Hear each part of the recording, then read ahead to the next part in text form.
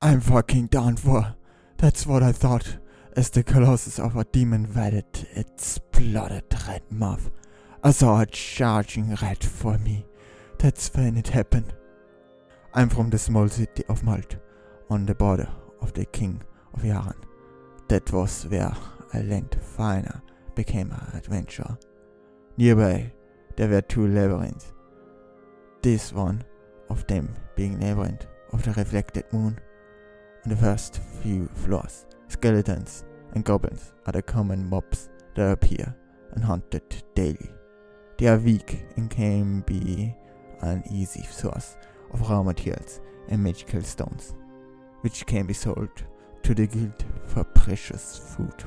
I have lived this pathetic life for 10 years, still sitting at the bronze class I was assigned to since the very beginning. Preceding that rank is silver and gold.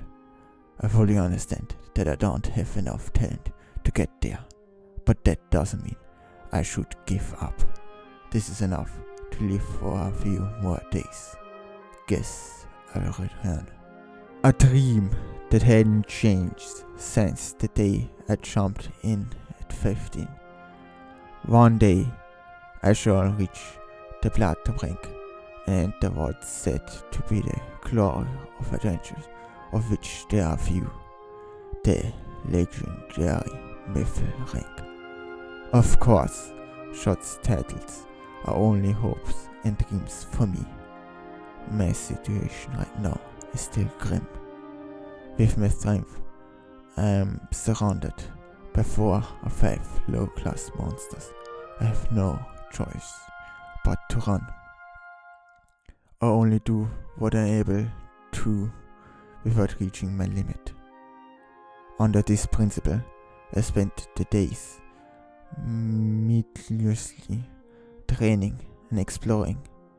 I was sure that life will be same for a while. I thought that so long as I didn't give up, the road would continue. When I return to the guild today and get my reward, I will start preparation for my next expedition. That's what I thought. Despite that, it abruptly appeared. Where is it? It's not on the map. Don't tell me this path is uncharted. In 10 years of exploring, this is a first. In each case, a new pathway and rooms being found in a dungeon cleared long is a huge discovery. There may even be high-class magic weapons and armor, even if there isn't. Just mapping it out should make me quite a bit of money. So with those reckless thoughts, I took a step into the room. It was a terrible decision. Adventurers are wants to go on adventures, not wants to recklessly dive in without planning. In reality, there are many who dive in without thinking, and I was one of those fools. And that time, I should have just ignored it. It's massive. Well then, let's see if there anything strange. A monster's voice. Where is it coming from? Above? Hey, what is that? Assuming my eyes weren't playing tricks on me, that was a dragon. It's a monster of the highest class. Its strength is said to be comparable to a demon knight, of which there are only 4 in the world. It's said that its existence is closer to that of God than creatures. A bronze class adventurer suddenly attacking it was ensured their defeat. Crap. I need to hurry up and... my body won't move. The difference in our strength is too great. Without that the pressure of magic power from giant monsters is enough to completely rob you of control over your body. Assuming that is what's happening right now, that means your opponent is a bonfire train. Give me a break. I made a living off crappy quests, choose to earn a penny without giving up. I continued being an adventurer with the dream of eventually becoming a mythic class adventurer. Will it end here? It ended so quickly. But here can finally end a feeling of releasing from the horrible feelings of regret I was carrying filled me. As my body settled within the mouth of the dragon, just like that, a strange thing has occurred. I woke up. That's right. Woke up. Despite knowing that I hadn't definitely been eaten by a dragon and died, my consciousness still existed. But there's something off. Whenever I go home, I mutter, my voice won't come out. My throat, my vocal cords, and there. What is this? I still have clothes on my body, but I have no flesh on my arms. There's nothing within my body. No, that can't be it. Isn't that impossible? That I, Lento, the lowest bronze class adventurer, instead of a silver or mythic class adventurer, am a skeleton. I've changed classes. I am a mob. How did that even happen? There was no doubt that I was eaten by a dragon. But despite that, I'm still living. Am I even alive right now? Isn't the skeleton an undead mob incapable of dying, even with a consciousness and the ability to move my body? Am I still classified as dead? No. Rather than that, what should I do in this situation? That's the first thing I should be thinking of. Since I cannot talk with the body, if I return to town, I would immediately be branded as a monster and become a target to get rid of. I can't return to the town just to be killed. So, do I just continue to live here? But even if this is a labyrinth near the border, people stronger than me are wondering about. If I run into someone like that, I would be able to escape. This is more troublesome than I thought. Whenever I try to live or die, a monster like me doesn't have a choice. Do I bury myself deep in the labyrinth and distance myself from humans? No, just because I'm a monster doesn't mean I will get along with other monsters. If I get defeated by someone stronger than me as a skeleton, that's the end. Becoming food for the other mobs. Food. Monsters' food. That's it. There was another option. No, then I'm like this. I should be able to do it right. Existential evolution. Lent, there is this certain strange trait that can be found in monsters.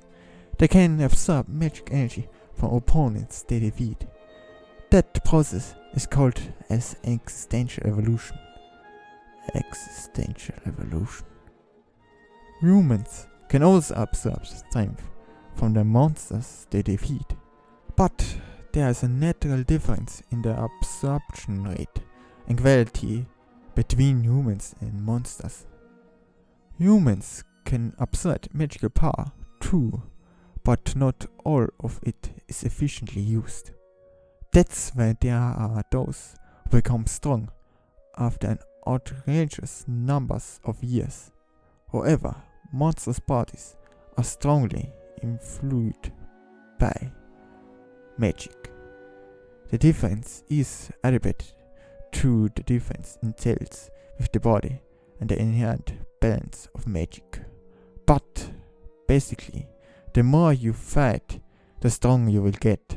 When a being becomes stronger and is filled with magic, its existence itself transforms into a higher class individual. That's adaptive evolution. If only we knew how it worked, we might find some useful information about the circumstances that the monsters in the dungeon live in. Here are the recorded documents. Know that as a price for the information, how about I have you clean up my room? You're the same as ever, Lorraine. I will get right to work then. Wouldn't I be able to do, existential evolution? After that, I read quite a bit of research books on monsters. When skeletons evolve, they become ghouls. I read something like that in one of them. While a ghoul is still an undead creature, it resembles a human being more than a skeleton. If I cover my flesh with ropes and face with a mask, I should be able to insist that I'm human.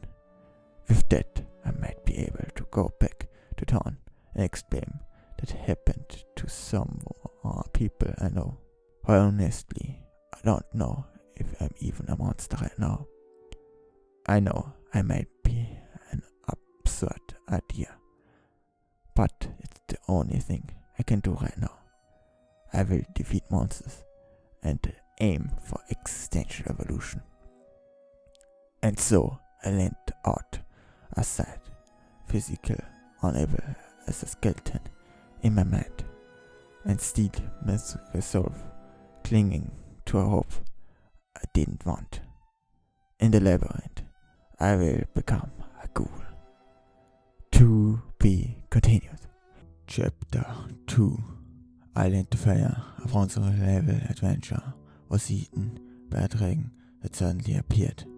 When I woke up, I was reborn as a skeleton, and now there is something that might happen if I continue to defeat monsters. I decided to make my goal existential evolution. My first aim is the evolution of skeleton ghoul, but this body is harder to move than I imagined. Well, of course, I'm just bones. Without muscle, I can't move freely. Then, why are we moving, you ask? The conjure is the essence to my survivability. The bone ligaments are probably there, but there seems to be a slight amount of magic holding them together. And among men and monsters, there are 3 energy, including magic. Magic is the one possessed magic can create fire, cause wind, bring forth water, and move earth. If one becomes a strong magician, one can do various complex things and extreme convenient power. Vitality. Next is vitality, though it can also be called chakra or prana, a power that uses the life force as a basis. If accessible, one can strengthen the physical abilities and obtain inhuman stamina. Lastly is spirit, though this has no association with the ordinary man. Through the favor of God or spirit, it is recognized as a quite rare special power. The majority of them are said to be religious personnel. I only had a blessing, something that is more useful for living than battle. That's the reason for me having remained a bronze class adventure. At first glance, skeletons only have a small amount of magic. However, even after becoming a skeleton, I still have my memories and equipment from when I was human, which means I can use vitality. If I can override my physical abilities with vitality against another skeleton, it means that I'm stronger. First victory. Seems like it will be easier than I thought. It's still no way of holding skeleton magic. This is strength is gathering together.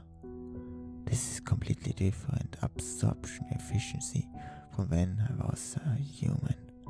So this is what a monster existential evolution is like. Still, it doesn't seem like I've become a ghoul. That's obvious. If evolution was that easy, the world would be buried in monsters. I have to defeat an equivalent amount of something of equivalent strength, I guess. That's right. Nothing changed. Keep doing what I'm able to do. Thinking so, I decided to explore the labyrinth. It seemed like I was right in thinking I would get stronger if I defeat the monster. After that, I defeated a number of skeletons, but the absorption was still the same. Even the one hit using vitality, first it was barely able to split the head of a skeleton, but now if I go all out, I can shatter its skull to pieces. Now I can finally hunt it, my next prey, a slime, the fifth one. I want to finish it quick, but it's so pretty. The slime is weaker compared to a skeleton, but that doesn't mean it can make light off. That's one of the slime's attacks. Acid blitz. It creates an acid substance with its body and shoots it. It's a simple thing that will dissolve things depending on the acidity, but depending on the individual, it can be powerful enough to melt the ground. I'm pretty slow, but if that's hit a skeleton like me, and one more thing, if has an unstable liquid-like form. Because of this, physical attacks aren't effective. From my experience, spells are the best way to defeat it, but there are other ways, such as aim for the core. Shh. If it loses its command center, the core, it no longer be able to maintain its shape, and it will crumble apart like a soul had been there the whole time it lived. Huge success. Being able to use exit blitz makes it a dangerous lamb, but the acidity is strangely low. From the fact that it made my hands move, it could be usable in women's beauty products. Slime's body fluids are also treasured for being used in potions and other healing items. However, that's only for those in good conditions. Club. Slimes exist to capture and digest other monsters and small animals within the labyrinth. From when they appear, the body fluids begin to congeal as time passes. One that has just spawned is extremely precious and rare, and since The slime is hard to fight solo. It's common practice to hunt it with companions. Of course, the rewards are split up. Defeating by yourself and selling it to the guild will give you a few days of luxury. If only I could get outside like this. For now, that's impossible. But I might be able to go someday. I can't afford to give up, to prepare for that. Wait, is this? That's what existential evolution is for. It feels different from when I defeated things before. Could already be time. In 1 or 2 days, I have defeated about 5 skeletons and a slime. That rate would take me over a month when I was a human. I've never truly felt myself getting stronger like this before. I don't know what's gonna happen. I'll take off my armor, I guess. Oh, this is existential evolution. This is good riddance to bones. I longed for flesh. Still, it's like withered meat sticking to bones. Feels like a dried dead body. Even so, as someone got a flesh body now, I want to try it out.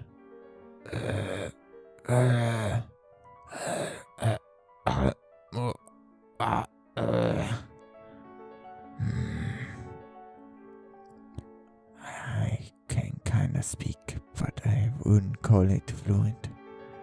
But it's way better than what I could say anything as a skeleton.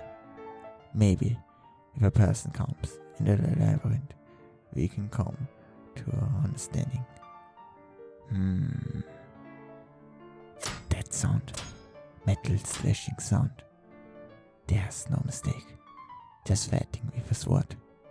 Which means nearby there's a person. Continue. Next chapter. Chapter 3. The sound of a sword. Person is fighting. Who is fighting? I should go look. Wait. There's no way I can do that. Right now, I'm a ghoul. I'm not human. As long as I'm still a monster, interacting with a human is extremely dangerous. However, a person is here. A person.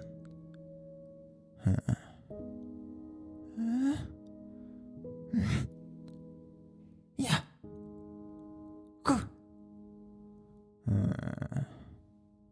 It's only been a few days since I became a monster, but it feels like I haven't seen a human in a while. If I can just mask my presence and peek at them. Still, from the looks of your armor and sword, she must be an iron level adventurer just starting out. But what is a beginner doing all the way on this floor? I suppose it couldn't be one of the reasons. I wasn't very strong as an adventurer, but there was something I was more skilled at than most. By memorizing the names, affiliation, and relationship of the guild members, I could prevent unnecessary trouble. Occasionally, I could use this to intervene between others adventurers. Basically, I was more knowledgeable about adventurers than anyone else. I was able to secure my place in the city of Malta. If I had never seen someone before, it would mean that they were new to the guild in Malta. In addition, Despite being a beginner myself, I would advise them not to go too deep and die in vain. In that way, I was able to contribute to the guild, and even as a bronze level adventurer, I wasn't thought of as a burden. That's also the reason I was able to continue for 10 years as a bronze. Putting that aside, the problem is her situation, her decision. A skeleton isn't a monster a beginner can hunt on their own. Normally, it takes a party of 2 or 3 to defeat it. Even a veteran solo bronze like me can barely do it. Normally, one would make the decision to run. But if they haven't been taught the basics of adventuring, they want to know when to turn back. Yeah. And they will greatly exhaust their stamina and become unable to retreat. After being cornered and losing any opportunities to run, it's the end. I've seen adventures like this many times, but an adventure's way of life starts with knowing dangers. It's normal to not have the luxury of thinking of saving people. These situations can't be helped. It can't be helped. I have to save her. Risk like I care. Alright, it turned. I want to tell her to cut it from behind, but I guess that's impossible.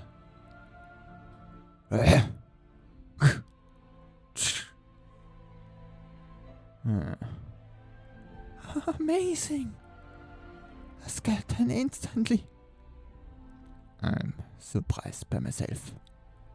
I thought I had some strength, but not this much. This is the power of existential illusion. Discreetly, wonder if the day I become a vampire is close. Don't come closer. Well, I guess that's no surprise. I'm a ghoul that instantly defeated a skeleton she was struggling with. There's no way a ghoul would appear on the early floors in the labyrinth of the reflected moon. If one was identified, an elite would be sent from the guild on an emergency subjugation. That would be nothing but a disaster for me. So, there's no way I can let her go. First, I will cut off her escape.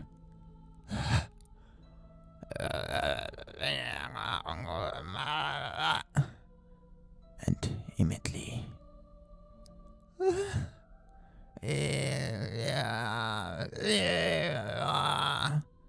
I have to clear the misunderstanding. Yes. And talk with her.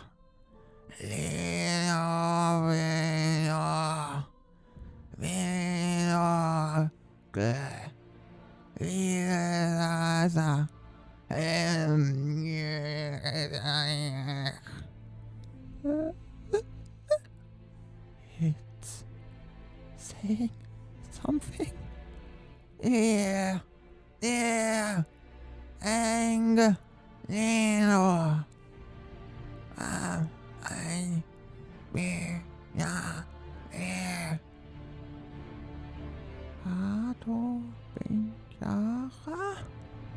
Hard been adventurer. Are you possibly sure that an adventurer? Yeah. Lento. Mr. Lento? Lento. Lento. Ah, Mr. Lento. So, Mr. Lento, why did you end up? I don't know what I am. That means just no, you just saved me. Thank you very much. I'm sorry it took so long. It's fine. Someone right. I killing each other. That's my I am fever. Fever? As long as you don't want to eat my flesh. I don't care. Please. Buy me clothes. Clothes? I see. So that's what you want. If you remain like this, if another adventurers come by, you will be taken for a monster and attacked. So you want to close, you would be able to go to the city outside. In that case, would a robe that covers your body be best? I would be happy if you would do that. I'm lucky she's so sharp. It's easier than I first thought, but she might be able to do something with this. This might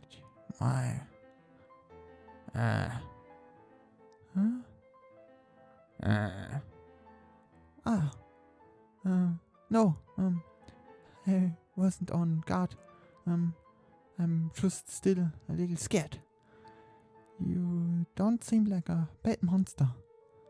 And if you hadn't been here, I would already be dead. You're my saver monster. I, Rena Lumpage, daughter of the knight's house, will repay my debt. Please wait here, Mr. Lento. I was able to communicate better than I thought. Despite age, she seems pretty educated. Here, being the daughter of a knight's house doesn't seem to be a lie. Well, it's not like I believed everything. But if I trust my intuition as an adventurer, that girl is probably fine. Well, even if she betrays me, I will deal with that then. In that case, I'm sure a strong adventurer will be coming. I guess I will get some strength in the meantime. In any case, it might be good to practice some hide and seek.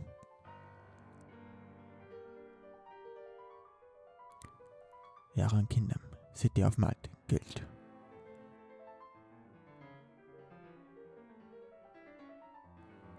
Mr. Lento hasn't returned. The person who shows up the guild every day. Where in the world did he go? Guild employee Sheila Ipalse.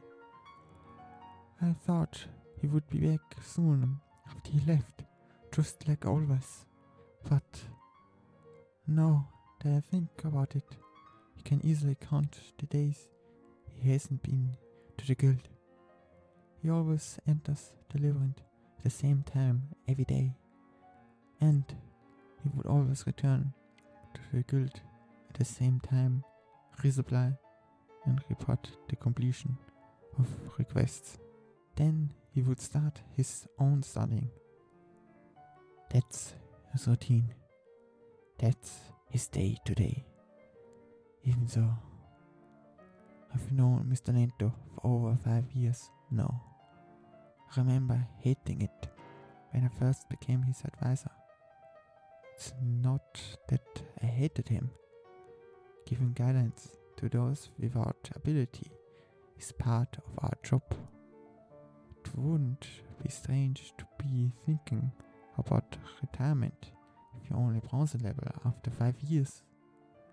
I had convinced myself I would be handed a case to fire, but he was different. It was because his true strength would never be reflected by his fighting ability or class. Learning and knowing the people in the area, nurturing and teaching the new adventurers basic manners and techniques, always taking on the missions that no one else wanted to do. He intervened whenever there were arguments the guild found difficult in advising on, and he supported the guild's management from the outside.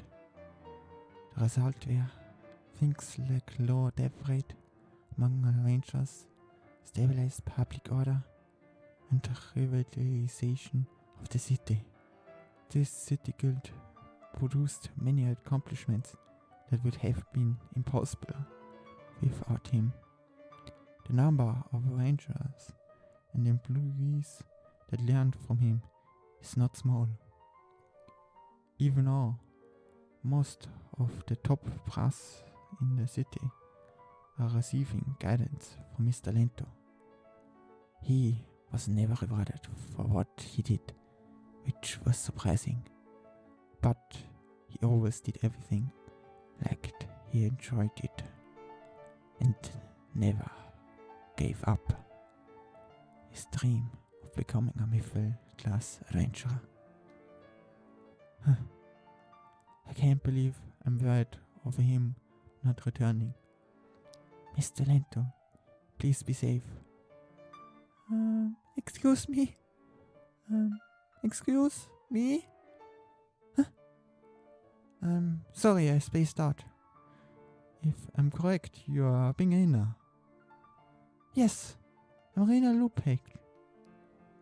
You have just returned from your first labyrinth? I have something I want to talk about today. Information about the stores around here. In that case, I have a simple map. It's usually for tourists and people who have just come to the city. I recommend here and here. Also, this is a bit of a sketchy store, so be careful of the merchandise. Yes, thank you for your assistance. Take care. Now that I think about it, Mr. Lento was the first one to make this map. Mr. Lento, come back soon.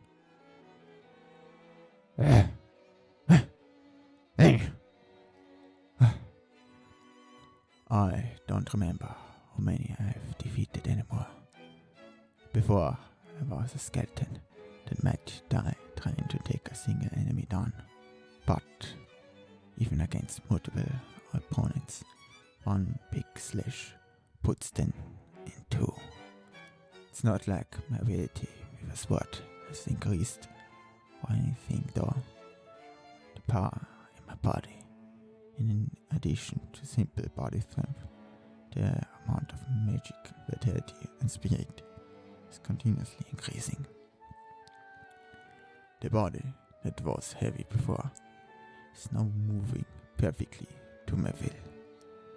I wonder if the ones who made it higher than me saw the world like this from the beginning. If I could, this is how I would have wanted it to be while I was still living. When I was alive, I would always imagine how I wanted to move my body while swinging a sword. I would get blood blisters, they would burst, and I would keep swinging. But no matter how much I swing, my body would never move exactly as I imagined. Well, even after dying, I'm able to fight with my own will. So I guess that's fine. Excuse me? That's you, right, Mr. Lento? It's Lento. I'm sorry. I scared you. It's fine, but honestly, your speaking, it's gotten a little better. I guessed. That's great. After all, you have plans to go into town after this.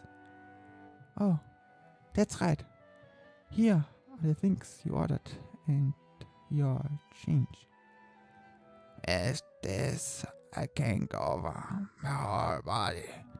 Also, there seems to be more pouch and bandage. I thought those might be necessary as well if you wanted to hide your appearance. Thank you. I was right to leave it here. A sturdy rope, the porch, and small things are well made too. With this, no one will recognize me as a monster. No, the only problem is how much I can hide my face. Ah, I have a mirror. Would you like to take a look? How sharp is this girl? Yes. To be honest, I'm not used to it either. Since that was the case, I actually bought one more thing. The price wasn't that high either, and I thought it was perfect. What do you think of this, Mr. Lento? A mask. To be continued. Chapter 4. A mask. That's right. I've heard about many adventures that agree mask to hide their injuries from monsters. I don't think it would look strange at all if you were to hide your face, Mr. Lento. She's right. If I went into town right now, this would stand out less than my face. It's made of metal and has a sturdy structure. Surprisingly, how well it fits my face. It's almost like it's glued on. Ah, it looks great on you. With those clothes and mask, you look more like a wight than a ghoul. Come off. It's stuck to my face and won't budge. Did you? Is this thing cursed? How much was it? Anyways. It was 3 copper coins. I did think it was a little cheap at a suspicious stall, but I liked the design, so I quickly... it's totally cursed. No, what do I do? If I go outside, it's not like I will be taking it off, so it will be fine to go out like this. But let's test it. Just how much of this strength is holding to my body. It can't be. Spirit? Spirit possesses the power to cleanse, and based on their user's abilities, can even release cursed and the like. That's the first time I've ever seen a spirit. It's no surprise that she's never seen it before. If you are not a part of the church, it's an incredibly rare ability that is hardly ever obtained. Due to the circumstances, I had the opportunity to meet a spirit while I was living and received the blessing. Thanks to that, I obtained a spirit, but before the eternally browsing adventure, all I could do was purify water. However, now that I've become a monster through existential evolution, I might be able to use spirit equivalent to a high-class clergyman and dispel curses. It moved. Can I remove it? Mr. Lento! I'm okay. I'm just out of spirit. Even if my spirit has increased, it's an insignificant amount. I'm sorry. I went about your cursed gear. Don't worry about it. Just now, I felt something dissolving. If I become stronger, I might be able to remove it. Even if I can't, I will save up and have a clergyman remove it for me. Just doing this much for me is a big help. Thank you. Well then, let's go to the town together. To get into the city, you have to pass the front gate. But with two of us, it will be easier for you to get in inconspicuously, right? There's also the problem with the mask. Please, allow me help you. She must still be scared of me. What a nice girl.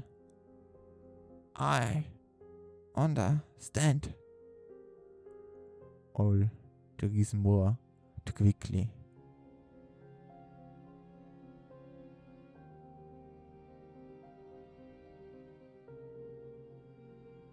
Cleared.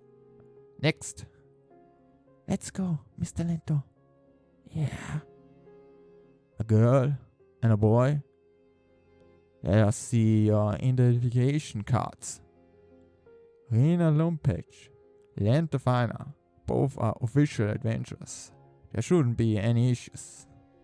Hey you. Yes? What is it? You have a strange way of speaking. I'd like you to remove the mask if you could.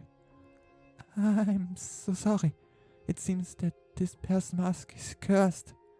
It won't come off. You see? His speech is because his throat, rather the air around his face, was injured by a monster, it seems. Seems? You aren't his partner? That's suspicious. Please try pulling as hard as you want. A high-class clergyman is needed to dispel it. I understand. Allow me to investigate.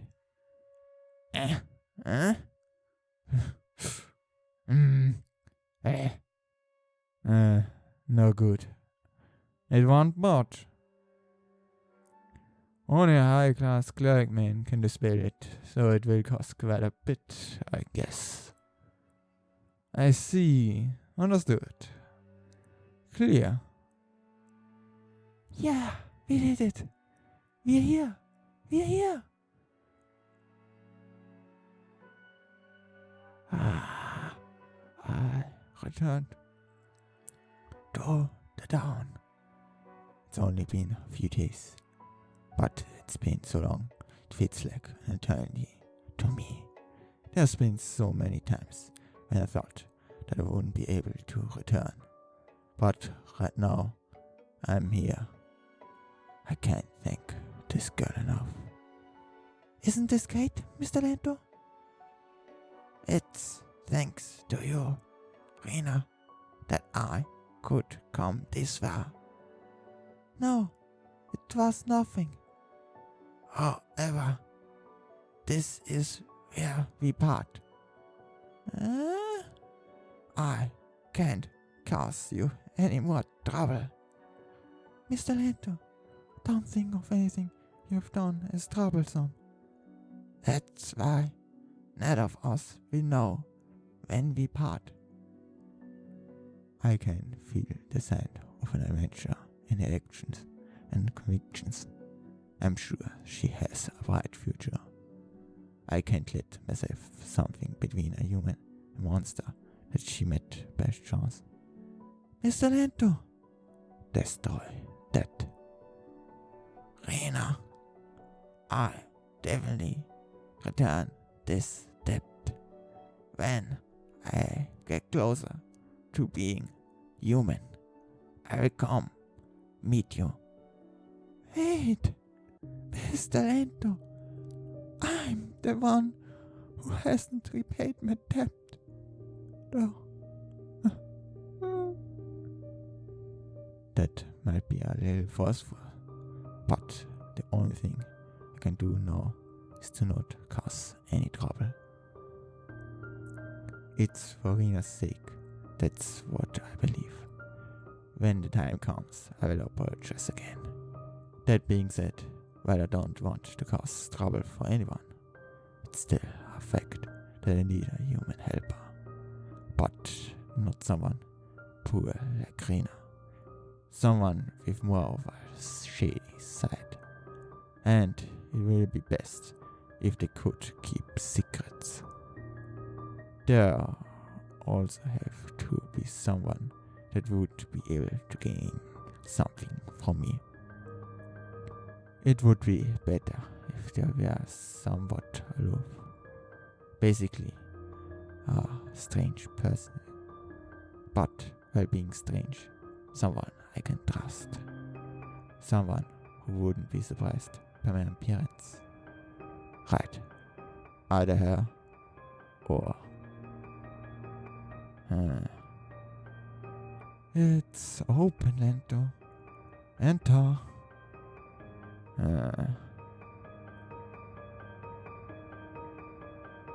What are you doing, all surprised? Explaining is difficult, but I can really understand from your presence. So, what happened? Explaining will take some time. Take as much time as you need. I'm doing research and shut here on the border. We have all the time in the world. Try telling me, for I am Lorraine Vivi. To be continued. Chapter 5.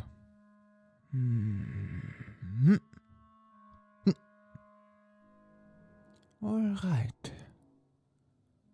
I got us some food. I finished setting up the fire. Without you around, making meals has gotten annoying. It's been my first decent meal in a while. Afterwards, we clean up your room too. Sorry about that. Your story of a dragon is honestly very hard to believe. You were eaten and turned into a skeleton, and after combat evolved into a ghoul through existential evolution. But with your appearance, I can only trust you. However, that dragon you spoke of, is it still in the labyrinth of the reflected moon? When I woke up, its presence had already faded. It is probably not there anymore. Still, there's no way we can leave it alone. If possible, I would like to report to the guild. But more than believing me about the dragon, I am afraid they will kill me. I see. Even searching for the dragon poses many troubles to you right now.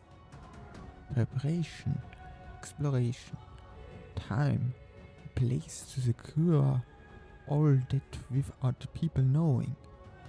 I guess I know where you need my cooperation. Lento, what is my profession? Hey, scholar? That's right. My field of experience is in monsters and spells. And to top it off, I'm a silver rank adventurer. I can even exchange earnings from the labyrinth with the guild. Is there anyone better suited to shelter you than me? So, let's make a trade. Become my research subject, Lento. I'm going to share my house with you, monster. You will share various things with me. Various? Yes, for instance. How is your skin and flesh structured? How much can you be cut up before it's a problem? How will you answer? I'd be an experimental subject? I'm kidding. It was a joke. Basically, I want information. The truth is, not just mine, but research on monsters especially hasn't progressed very far. Right now, we are limited to getting the help of one of the few beast tamers. Even so, the monsters that they gain complete control over lose the ability to evolve. There's a limit to how much we can research. However, Lento, with you nearby, I feel like there is a lot to learn. Just do as you please and report to me after each venture, and that will be enough. That shouldn't be a problem, right? Is that really all you want? You can do more for me if you wish, you know. Cleaning, laundry, cooking, it would help a lot. Understood. I'll do what I can. Also, there may be some resources I would like. So, there was something.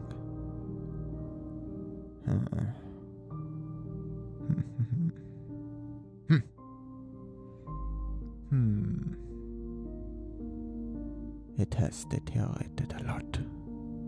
I've been using it for many years, and the stress on it has increased recently, too. Maybe it's because of the ingress in my physical strength. It looks like my sword is starting not to suit me. Thinking ahead, this won't be enough. In order to evolve, I'm going to have to fight even stronger enemies. A weapon able to sustain me fighting at my full strength. I've got some sentiment for this sword I've been using, but that's all. I'm sure it it got like this largely due to the increase in both physical strength and energy when fighting. My own magic and vitality flow not only through my body but also through my weapon. It's not like I can't fight without doing so, but it will be harder to inflict damage on monsters that way. In the end, I need a weapon able to withstand those energies. Additionally, me having spirit will be a problem. The weapons that religious personnel use, created only for those with spirit, are few. Magic, vitality, spirit. Basically, my sword is one down from all these powers that have increased. Even though my spirit isn't able to remove this mask, I was able to confirm it does some damage to undead. It could be useful in existential evolution from here on. A new sword has to be able to withstand all of those strengths. A blacksmith in Malt's vicinity that can make that kind of weapon. The only blacksmith I know is three-pronged harpoon. Well. It's been a while. Welcome to the three-pronged harpoon.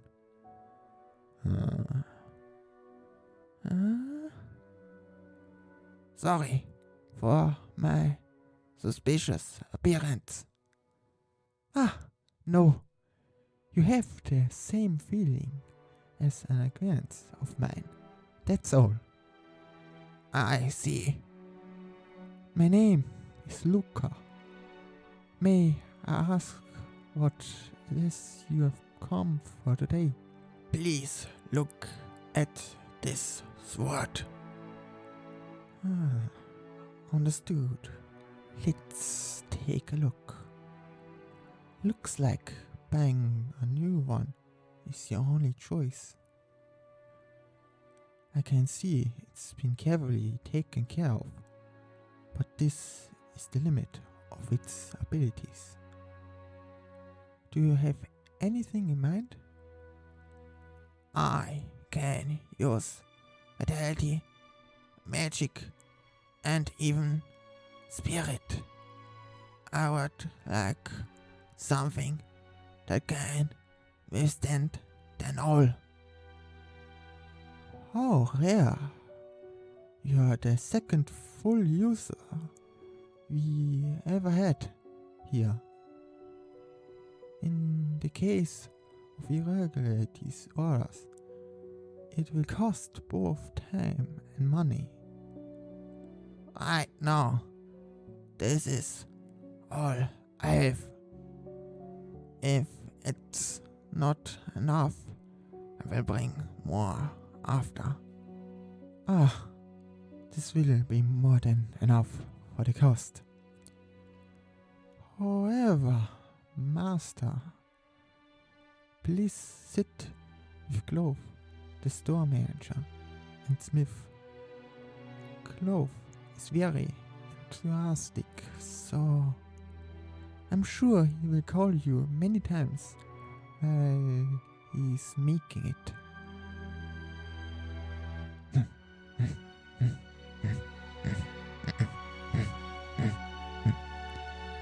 My apologies. This may take some time. It's fine. I don't mind seeing things like this. In that case, I'll bring a chair. Thank you.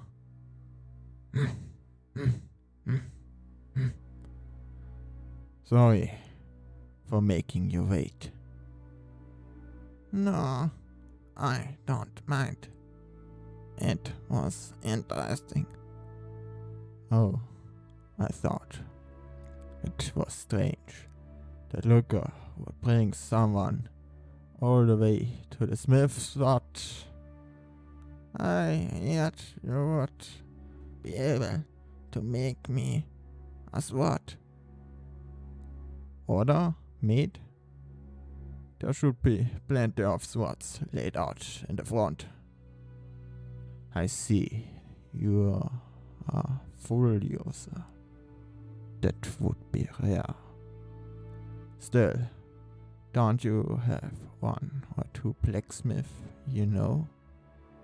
Usually only religious personnel possess spirit. Due to circumstances, I'm on a trip. That's why I want to be able to meet with them for a while. I heard about you from him, so I came here. He said, Clove is trustworthy. Really? I got it. Let's start discussing then. I'm in your care. Well, this is it. It will take time to make it, so I will give you a temporary sword in the meantime. It's not able to withstand spirit, so if you break it, it will be added to the cost. Also, I will have to do specific adjustments, so I will be able to contract you when the time comes. Yes, you can reach me here, please. Then we have a deal. I will leave it to you. Thank you very much. Luca, what's wrong? You have a strange expression. What's wrong? You know, don't you? That was... Well, yeah. I was wondering where he had went off to. Looks like he has gotten mixed up in something tricky. Are we really not that trustworthy? Maybe.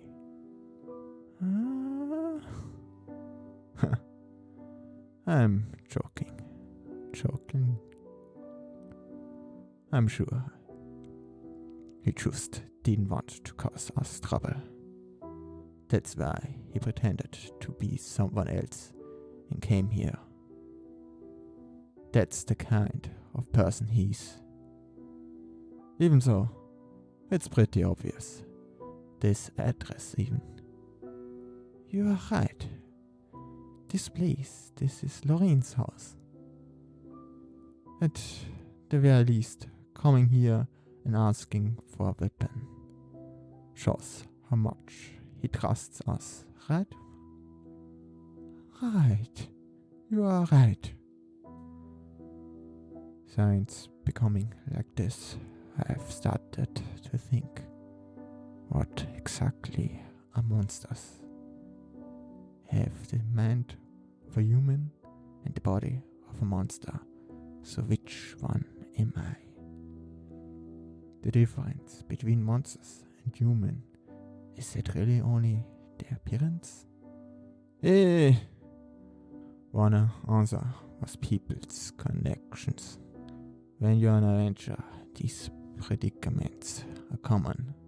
I can't just simply overlook these adventurers in trouble. That hasn't changed even now. I see. It's temporary, but a good sword. Something that abounds others and lives only for themselves. Is that what humans call being a monster? That's why, as long as there are humans, I will remain human. Thank you. As long as I treasure my connections, I believe that being said,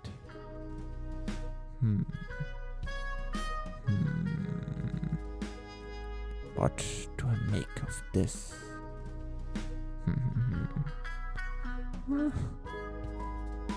Oh, thank you, sir. You saved me. I never thought that slime would move like that. Oi. Why are you following me? Because you are strong. Wait, I'm not trying to steal your leftovers. No, I'm after your leftovers, but I'm not even an adventurer. I'm a restaurant manager. I really need money. I need 3 gold coins by next week, 15 in all. If I don't get it, the place will be taken from me. So I thought that even if I would be a little difficult, I could some gold make in the labyrinth. Please, I won't get in your way. He is not an adventurer. However, one of my goals in exploring this time is confirmation. Right now, what is happening to the unexplored area. And eventually, for the sake of future adventures, I need to make a report. I thought about asking Lorraine to do that, but... Oi. Yes? Danger always follows angels. With that, you are responsible for yourself. If you're okay with that, I don't mind if you choose to follow me. Really, sir? I didn't think. I'm Loris Caliero. I'm Lento. Involving Loris, and simple exploration would turn into that big of an event. I had no way of knowing that at the time. To be continued. Side story. Scientist Lorraine Vivet. I think she was 14 years old when she got the great professor title. What a dull world this world is. For she, who grew up as a prodigy, there aren't many things that she doesn't understand. Even if she doesn't know something, she will deeply understand it after studying for a while. One day, she snuck away from the imperial capital city. The reason was that she wanted a certain plant, and so she went to the remote town of Malt. If that was the real reason, then sending a request for it would have sufficed. However, the truth was Lorraine was bored. Becoming a great professor by the age of 14? That's right. She wanted some stimulus. According to the guild's regulation, those under the age of 14 cannot register the guild. However, those who possess the great professor title can register the guild as a silver rank adventurer. Therefore, I have the right to register at the Union. I need the permission from the guild to enter the forest zone for important purposes. I can use magic spells, otherwise I can't bear the great professor title. But I'm not a beginner. Oi, Big Sis. You want to go to Azul Forest, don't you? Then you should bring this guy along. He just started out as a bronze rank and wants to gain various experience. If you need someone to bring your luggage or help collect the materials, then just use him. You will appreciate it. That was the first time she met Brent. Bronze rank? Isn't that rank below me? Will he not be an unnecessary burden for me? Since the guild would only give permission to enter the forest for a group, she reluctantly accepted to go with him. I was the one who became the burden. The forest was vast. The place seemed like a natural fortress. I had learned about many plants and animals which lived in this forest. I used my physical strength and strengthening magic. However, walking normally rapidly consumed my physical strength. It appeared as a friend had a technique which I didn't know of. It even seemed to be tired whatsoever. Each time I caught a braid, he provided me with drinking water from out of nowhere. It was clear that there was a huge gap between our knowledge and experience. It was the same when I encountered a monster. The fatigue, the tension, and the fear. That was the first time I was in a condition where I couldn't breathe or do anything. Lorraine! Fortress Boras! Run! I was stuck, and without his instruction, I would have been killed.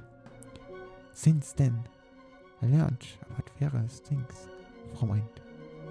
In addition to the battle, there was also basic knowledge for an adventurer, like the method of harvesting plants or knowing the location of medical herbs.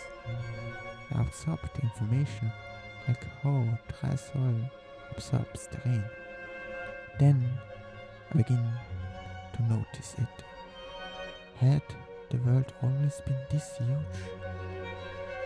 Later I found out that, based on the way I moved and spoke, that middle-aged adventurer dispatched Rent as my luggage carrier, so that they wouldn't hurt my pride. It is me who made the world smaller. After a while, I returned to the capital city, but that place wasn't as boring as what I used to think. Even when everything was grey, I still wanted to see the vast world beyond the edge of this land, like what he told me about. After that, I immediately returned to Malt and built a house nearby. 10 years since then. Time passed. Does a Guild Union's missing people search application look like this? There has been no contact from Rent for a whole day. I've never felt such a long day as this. Where in the world are you? Knock, knock. I was really worried. It's open, Rent. Come in. And again, for some time, the clock ran faster. Thank you for listening to Chapter 5. Chapter 6. Hey, mister. Why are you here in the labyrinth of the reflected moon? Isn't it more beneficial to explore the labyrinth of the new moon? No, I shouldn't be saying that, since I'm just taking your scrap, but that place requires you to have numerous parties. The monster types and amounts aren't for solo adventurers. I wouldn't think that that's the case for someone as strong as you, but, well, I'm just so weak that even here it is rough. Plus, I have other goals. Goals? That's right. Here. My goal in the labyrinth of the reflected moon is here. This place? There's nothing on the map. It is an unexplored ruin after all. In the labyrinth of the reflected moon? How could there be something like this in a fully explored dungeon? Nonetheless, here it is. Awesome! I bet just reporting this the guild would bring in some profit. No, of course, this is your find. I understand. I'm not thinking about taking credit for it. I have no interest in reporting it. Do as you please. Are you sure, mister? Saying I'm not interested is a lie. One of my goals is confirming the safety of the labyrinth, mapping out the unexplored ruins. But it will be a problem for me if the guild finds out that I'm a monster. If Loris does the mapping, we get what he needs, and I can report it while avoiding any risk. Additionally, he's just a beginning adventurer who doesn't even know the basics. Instead of having him move fully, it will be easier to take care of the monsters if he focuses on mapping. As I defeat more enemies, I get stronger. The power of existential evolution, a rate of growth incomparable to when I was human. Since becoming a ghoul, I've defeated quite a lot of enemies. It wouldn't be strange for my next evolution to occur. While I was thinking about that, we arrived at our destination, the large room where I encountered the dragon, the place where I become a skeleton. So big! I didn't know that there was this kind of space, the labyrinth of the reflected moon. The dragon isn't here. Another goal was investigating this place. I might be able to find some clues about becoming human again, if there are any traces of or pieces of the dragon left behind. We explored for hours while I thought about this, walking around this stupidly large place, but we didn't find anything of the sort. It was about when we were thinking of giving up. Hey, mister! There's a small space over here. A hidden passage? There's gotta be some kind of treasure here, mister. Oh, so, I thought. What the hell? It's just some dead end? This isn't enough to lead someone on? That's a magic circle. Is there any other hidden passage somewhere? Oi! Loris! Your feet! Huh? Is there something at my feet? Loris can't see it. No, a human cannot see it. I hide here in specialized magic circle, which means... Loris!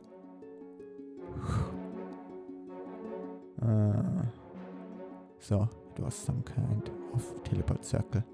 According to Lorraine, people aren't able to create teleport circles as of yet. Which means whatever is on the other end is clearly dangerous. However, I can't just abandon him Loris, are you alright? He's breathing. Was it this guy, or did it? Still, what horrible luck we have. This is definitely, honest to God, inescapable boss room. Giant skeleton. To think something like this was in the labyrinth of the reflected moon. It's not that it's just a big skeleton. It also has elements of giants and has become a high-class monster. Fighting that thing, that's a pretty nasty joke. However, I don't have any choice. More than just not abandoning the voice. That's right. Pay more attention to me. If that were to hit, there'd be no afterwards. But in terms of speed, I'm just a little bit ahead. Damn. It's pretty tough. It's not like it didn't do anything, but it will be a long fight like this. That will be bad. There's also the fact that I have to fight while protecting Loris. As is something called a boss monster. It receives energy from the labyrinth itself. Which means, as long as I can't end it, it's invincible. This situation is hopeless. But as long as I have something I can do, I cannot afford to give up. That is an adventure. Like I thought, is mortally weak to purification powers. But there is a problem with my weapon. This sword Clove lent me is truly well made, but it was made with the intent of using spirit. If I put all the energy into this sword, I don't think I would be able to use it more than once, which means I have to prepare myself for it. I will only have one chance.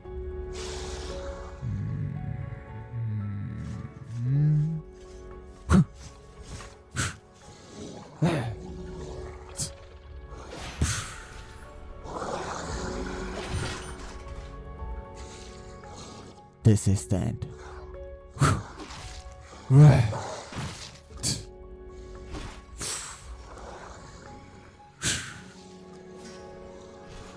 After that, I continued breaking apart the giant skeleton's body without stopping, using up all of my remaining strength with full determination and focus. And then, when I finally noticed the enemy was in pieces, however, I was not yet aware of the change that had happened to me. To be continued. Chapter 7. Where am I? That's right, I was. Mister, are you awake? The giant skeleton that I took care of it. A giant enemy like that, all by yourself? Don't move yet. I haven't finished healing. Healing? You can do that too? I can only do first aid. Later, you should go see a doctor. You can defeat a monster like that and even know how to heal? Mister, what exactly are you? Who knows? That's what I want to know. Eaten by a dragon and turned into something not human, fighting monsters and saving people, and this impulse that I'm starting to feel. What in the world is happening to me? Loris, your goal was money, right? A magic stone came from the giant's skeleton. One thing this big should easily go for 15 gold coins.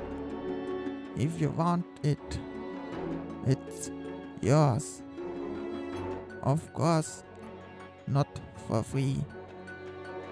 Allow me to see just what kind of person you are.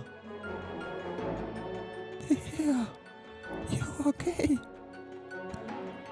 Thank goodness. What? Are you hurt, dear? Didn't I tell you? Someone who knows how to cook like you shouldn't go in the labyrinth. I almost died, but this mister was the one who saved me. Mister? Don't worry, Isabel. I'm alive and kicking.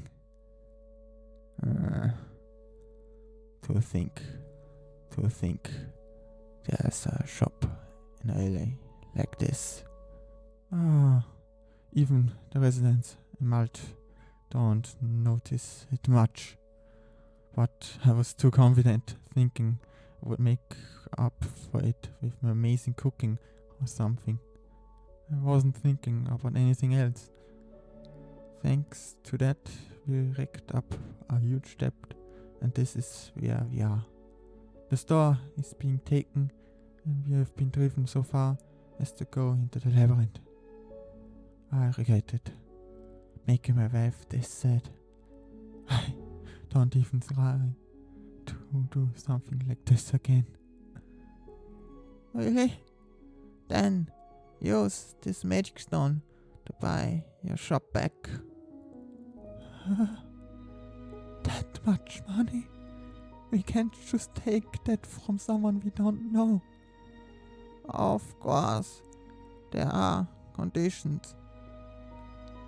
In the past, a monster got me and gave me this body. As such, I do my best to not meet people. Anything I need to do in town, Loris will do for me. Handling materials to the guild and many other things. Obviously, you can't tell anyone about me. And one more. Let me come to eat and drink here whenever I want, free of charge. Those are my conditions for the stone. Huh? Nothing else? That's it? That's right. Huh? Are you serious? Are you an idiot? That, with just that? Don't be trying to give away a magic stone like this.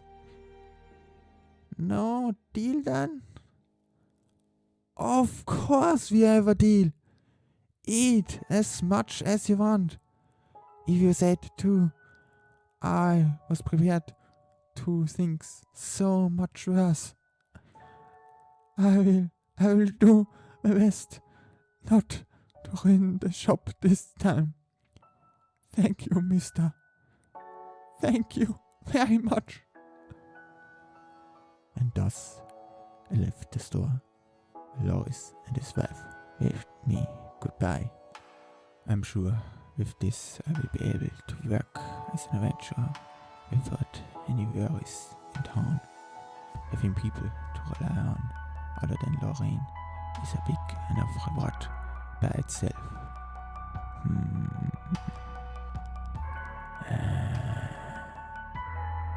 Honestly, the fact that Loris had a family is extremely unfortunate. He might be lying about having a family or debt. I thought he might just be trying to trick me. He didn't even try to steal a magic stone on the way home. He was just a friendly person who's kind but bad at living.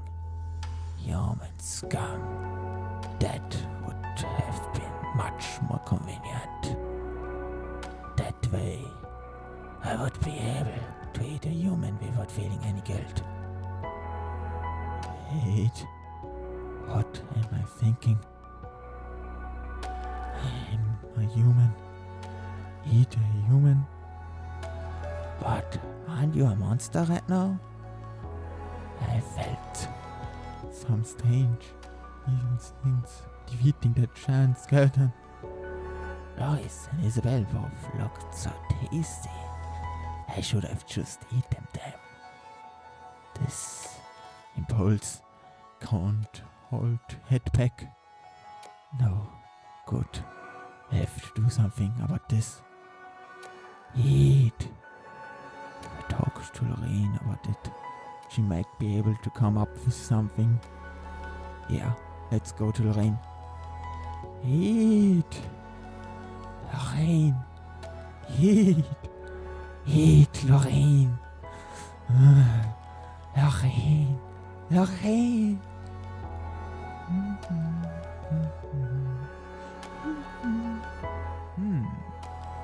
This place is strange. Existential evolution is the change of a monster into a higher class being. But why did Lento evolve into a ghoul? There's no problem with him having turned into a ghoul per se, but there shouldn't have been other suitable evolutions. Higher classes like Skeleton Soldier and Skeleton Knight.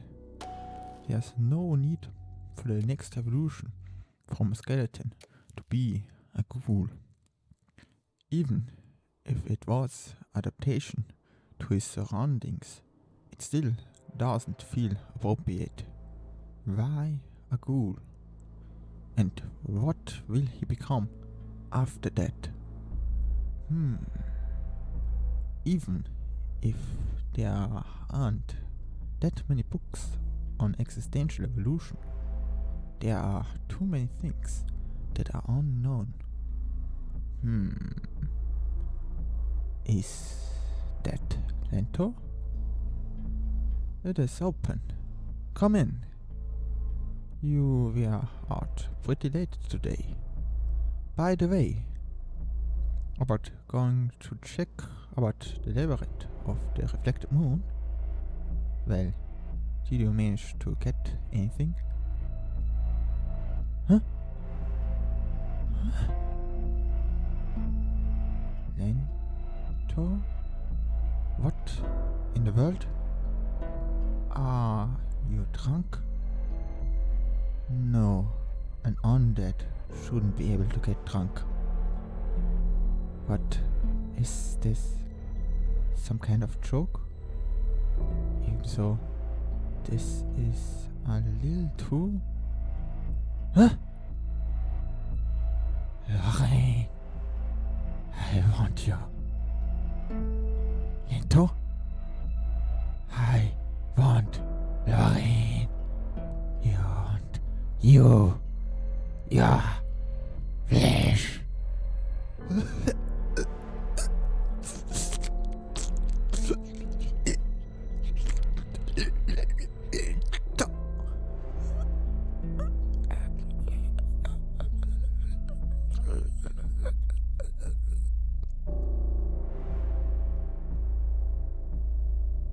to be continued. Chapter 8.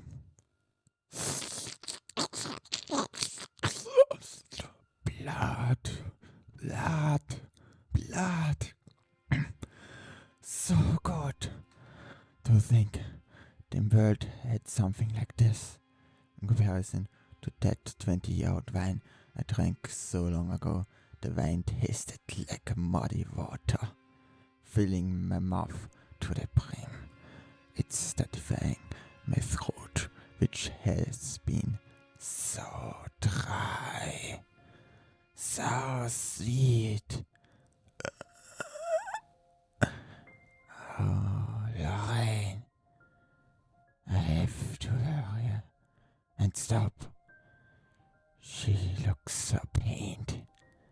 But why should I stop? It's so delicious.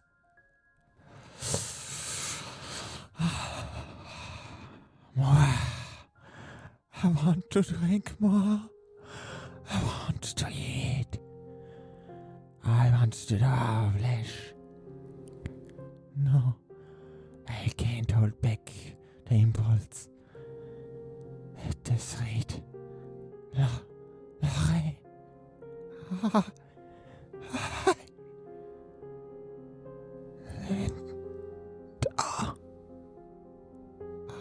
You're still there. Lorraine, I am here. I see. That's good. In that case, it may be a little hot. But I know voice.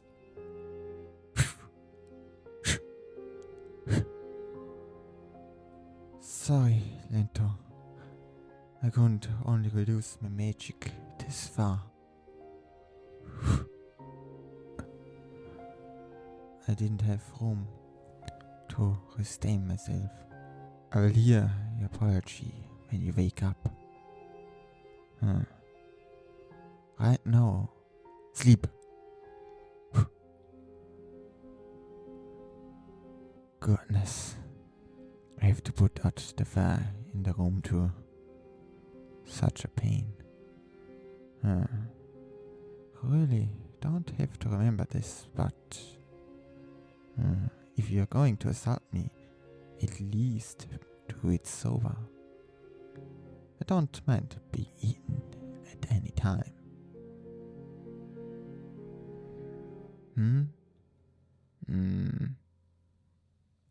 Where is... So, you are awake.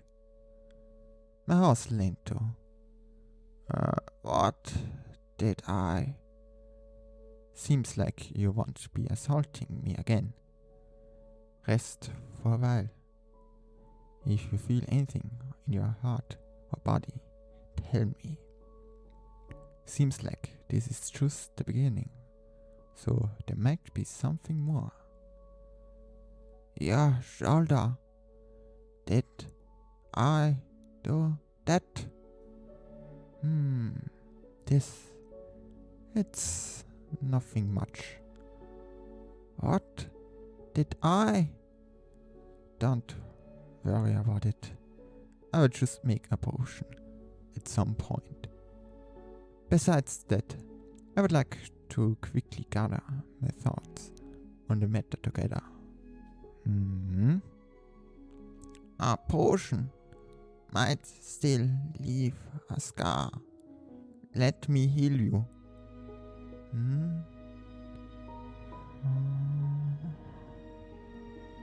Spirit healing.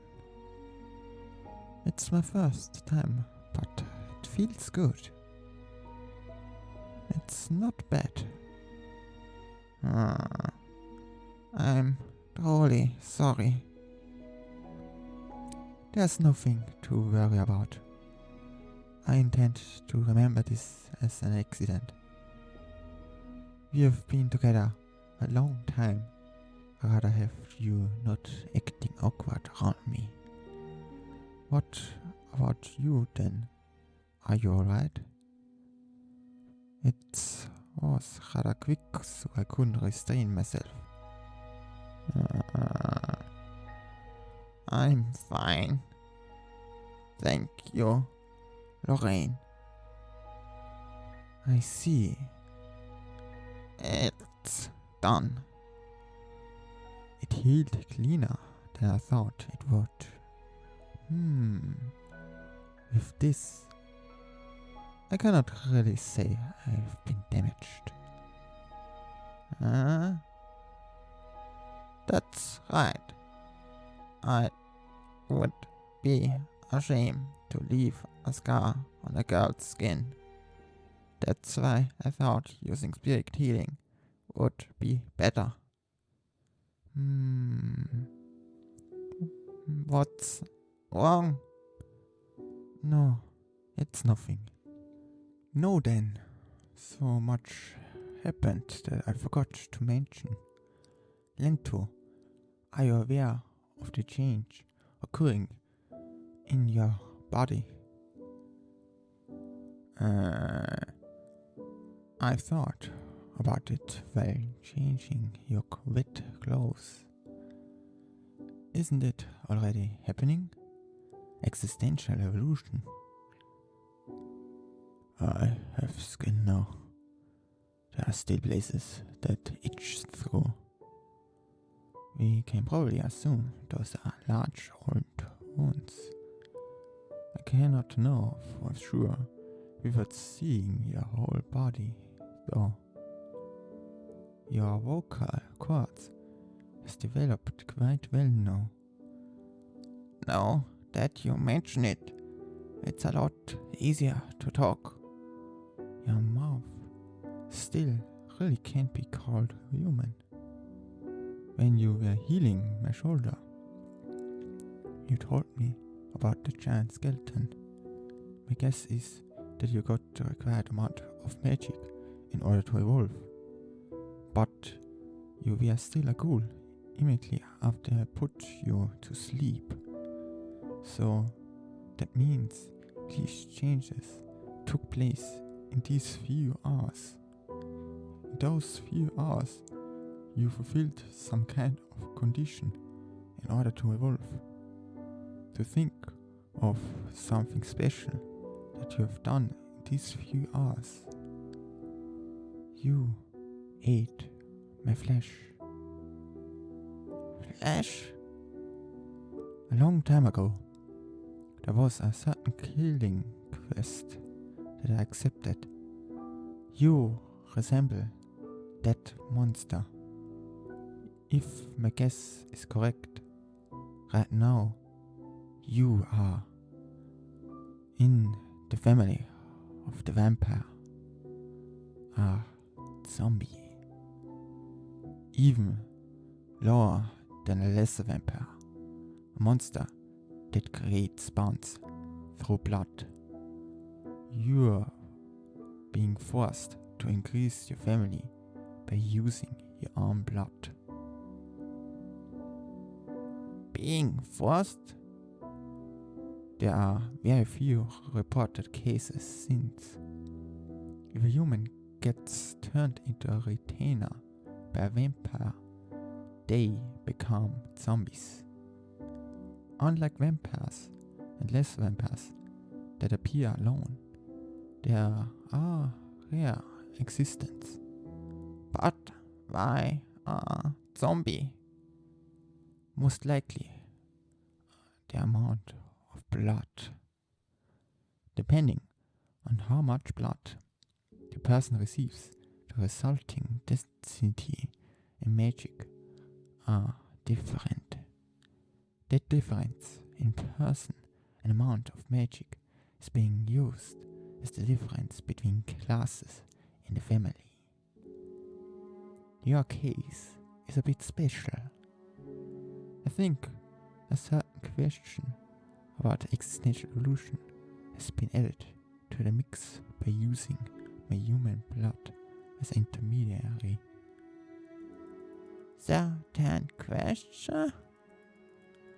I have a guess about one of the many mysteries still surrounding existential evolution. Before I explain that, right now, what's currently happening is more intriguing. The mask that you are wearing. Just under now, it looked like the bottom part was broken.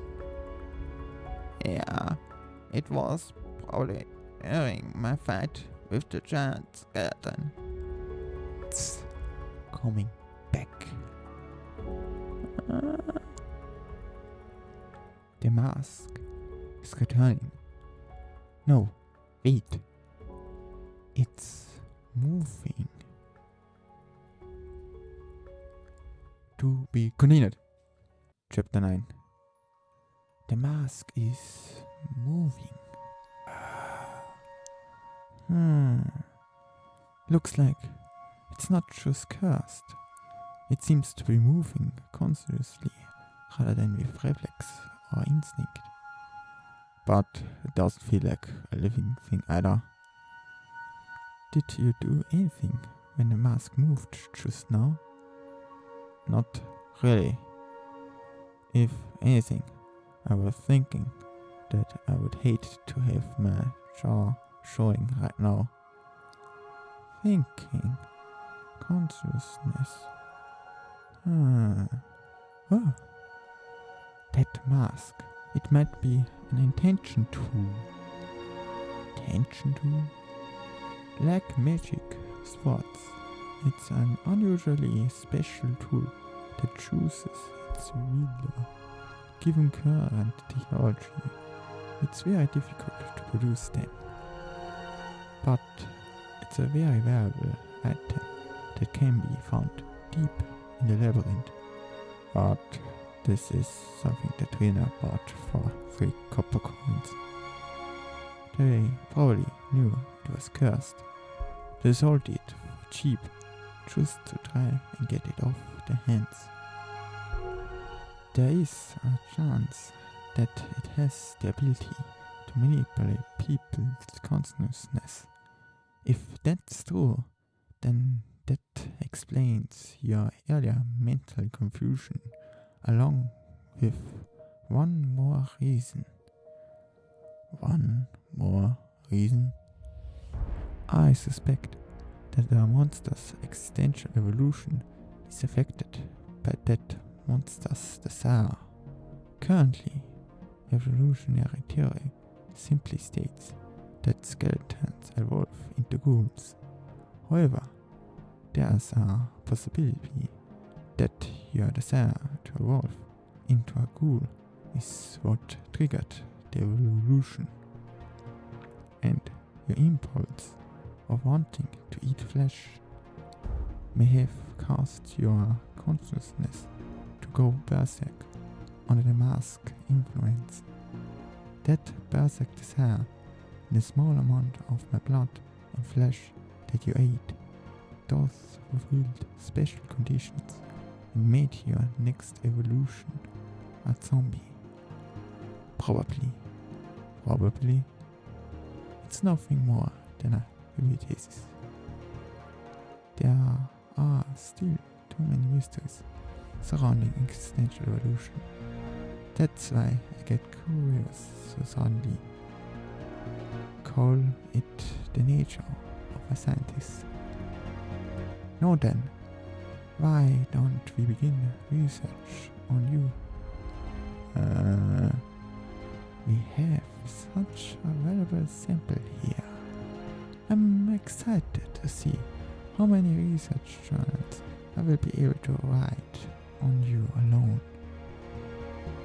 Wait, are you planning on experimenting on me? It hurts. The shoulder. Your bit suddenly hurts. Fine. We'll go along with it. And with that, the experiment began.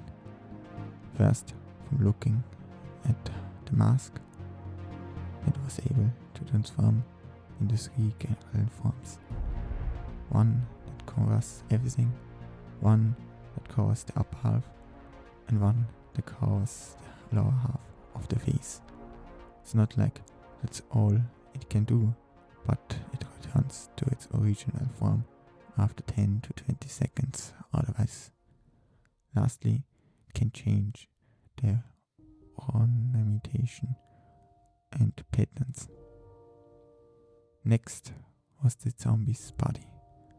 First, we found that potions and medical drugs were effective, while poison is completely ineffective.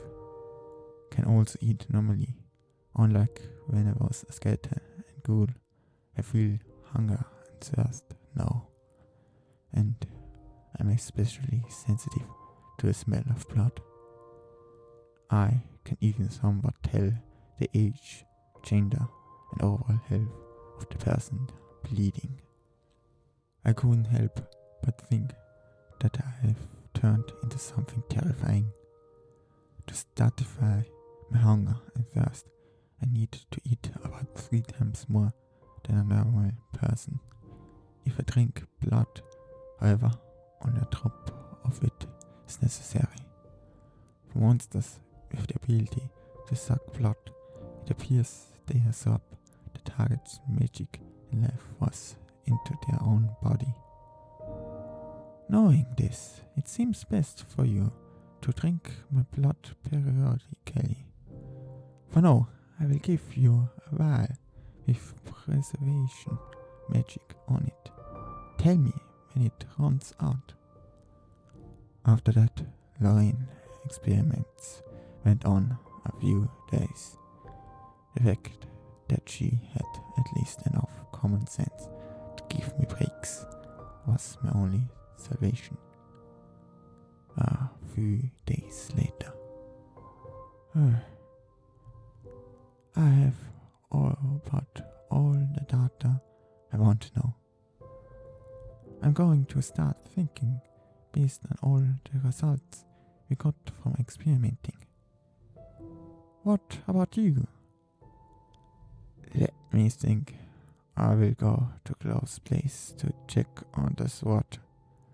Also, I think I will try to accept a request from the guild. A request from the guild? I think you should hold off on that, but for now my body gotten to a point where I can insist I'm human. I don't think anyone would see me as a monster. Not that. You're planning on accepting a request as you are right now, right? Right. I'm telling you that going as Lento finer will stick out too much. Stick out? I always went in and out of the town through the west gate, so no should even know me though. According what you know about the town of Mud, you are right.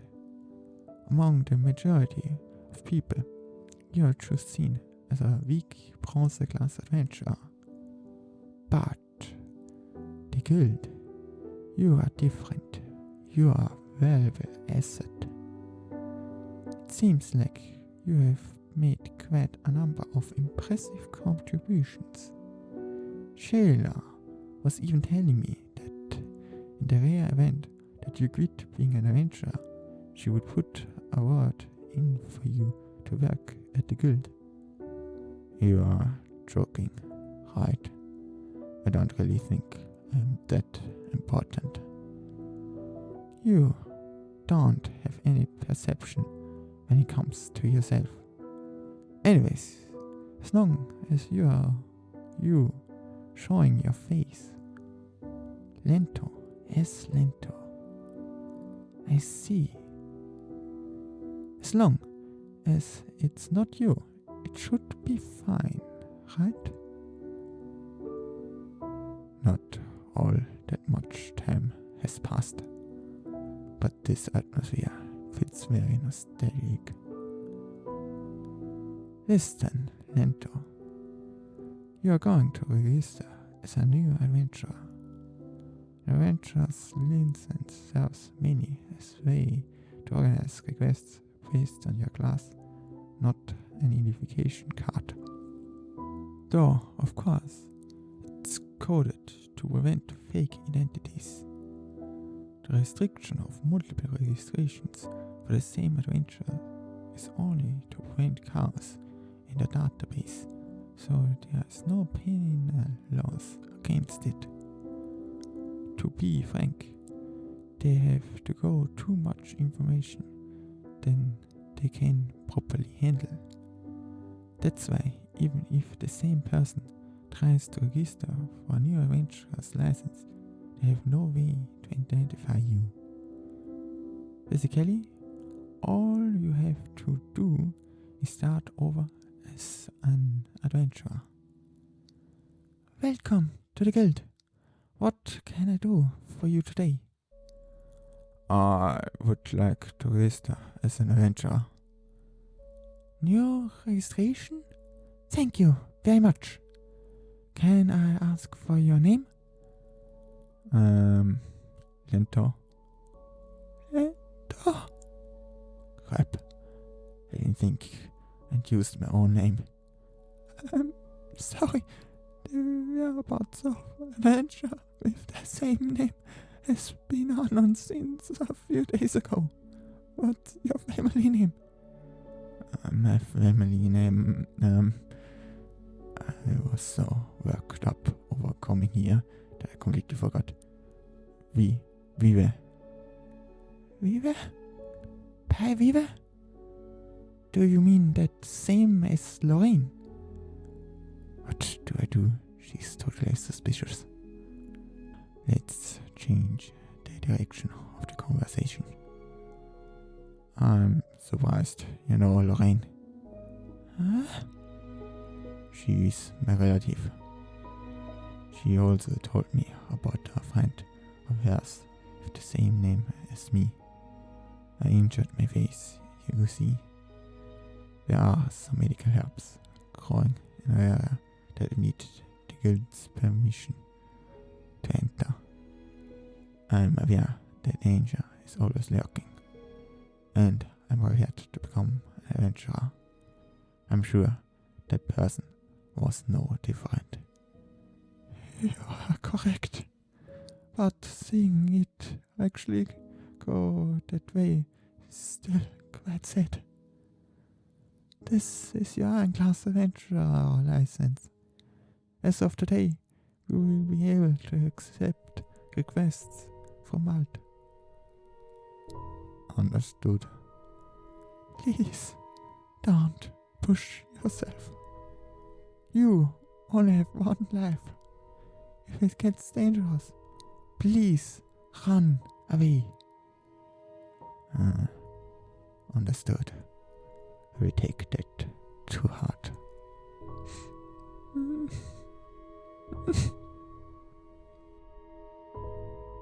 Next is close place.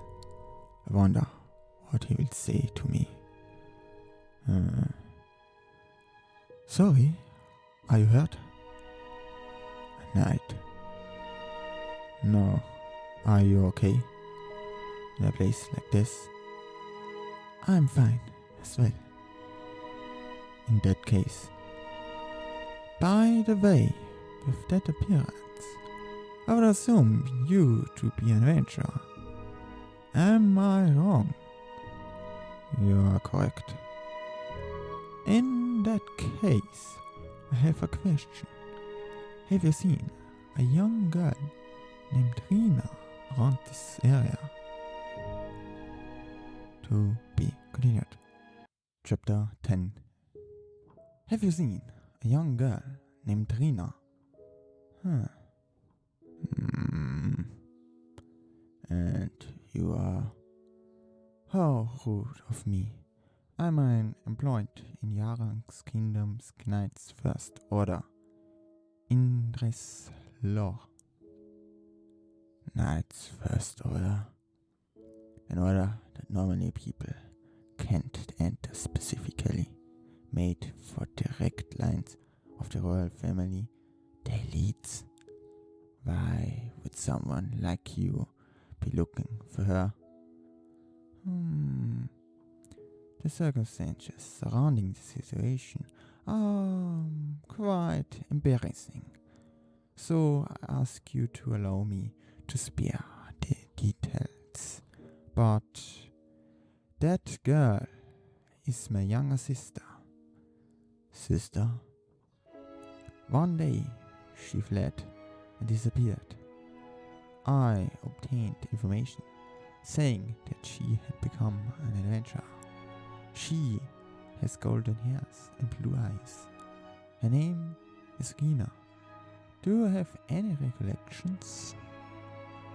In other words, you are searching for Rina Law? Correct. I know of Rina Lumpage. You wasn't afraid of me as a monster and understood and helped me. That Rina is using a false name, assuming that the name of his honor as a knight is not lying. This might be inconvenient for her. In that case, I will pretend not to know him for her. I don't recognize the name Rina Law. I see. That's unfortunate. You see, the bars and guild seem to be very cautious around me. Anyways, I'm just looking for information.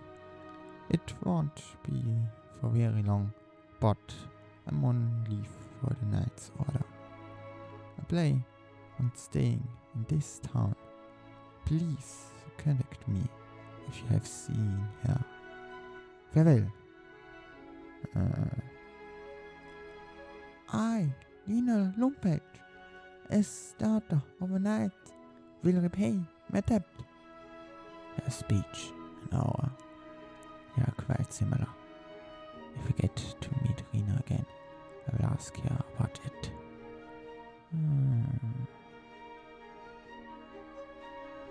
Oi, what is this?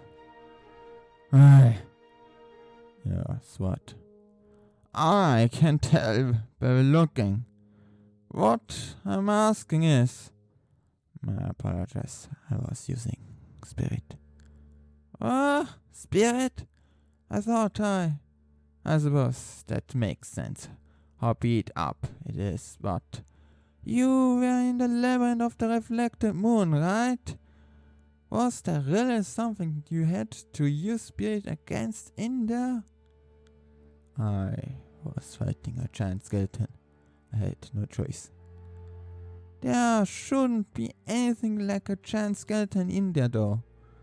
Well, you aren't really the type to tell lies, I guess. I was an unexplored region. Huh? In an overexplored place like that? An unexplored? That's right. So, my apologies, but I would like you to do something about this word. I see. The sword you ordered will take a little more time, since it will be special in being able to withstand magic withheld in spirit. I will prepare another replacement. It will be added to your total, so you can go ahead and break it. However, boss-class monsters like giant skeletons have special barriers in the area and rooms so that you can't run away. Since you're here right now, that means you beat it. Then, what's your reason for coming back? I can understand if you say it's him as an adventurer, but I want you to convince me.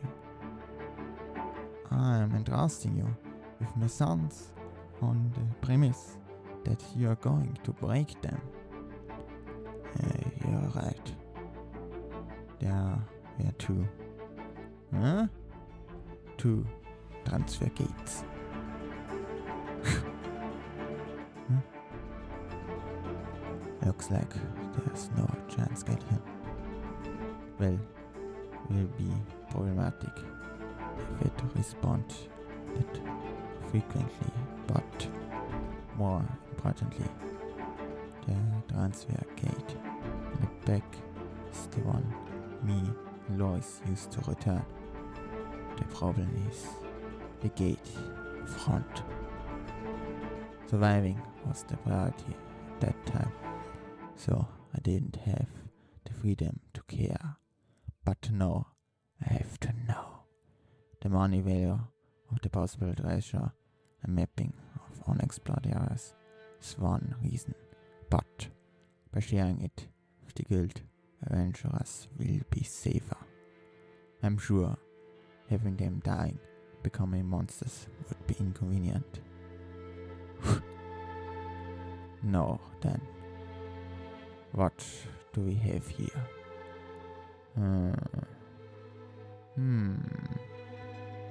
This place.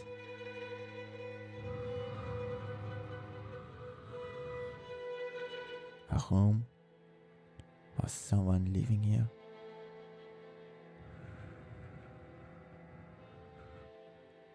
A place like this in Labyrinth?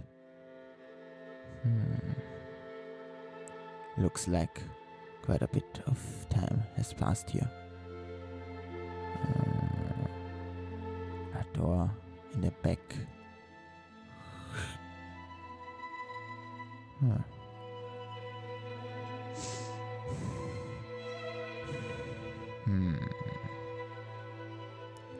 Skeleton.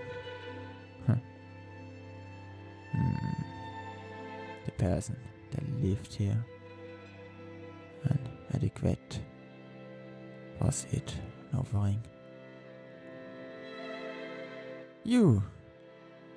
What? Suddenly, behind me, something appeared. What are you doing here? What happened? No more importantly, the feeling I had with the dragon. It's similar. I cannot move. I will ask you one more time, okay? What are you doing? This guy is dangerous. I was searching around to see if there was anything here. Searching. Searching. So you are a bandit. Then are you prepared to die here?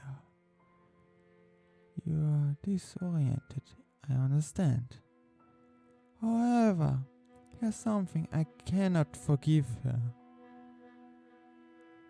I don't want to dirty this place. So then, please disappear.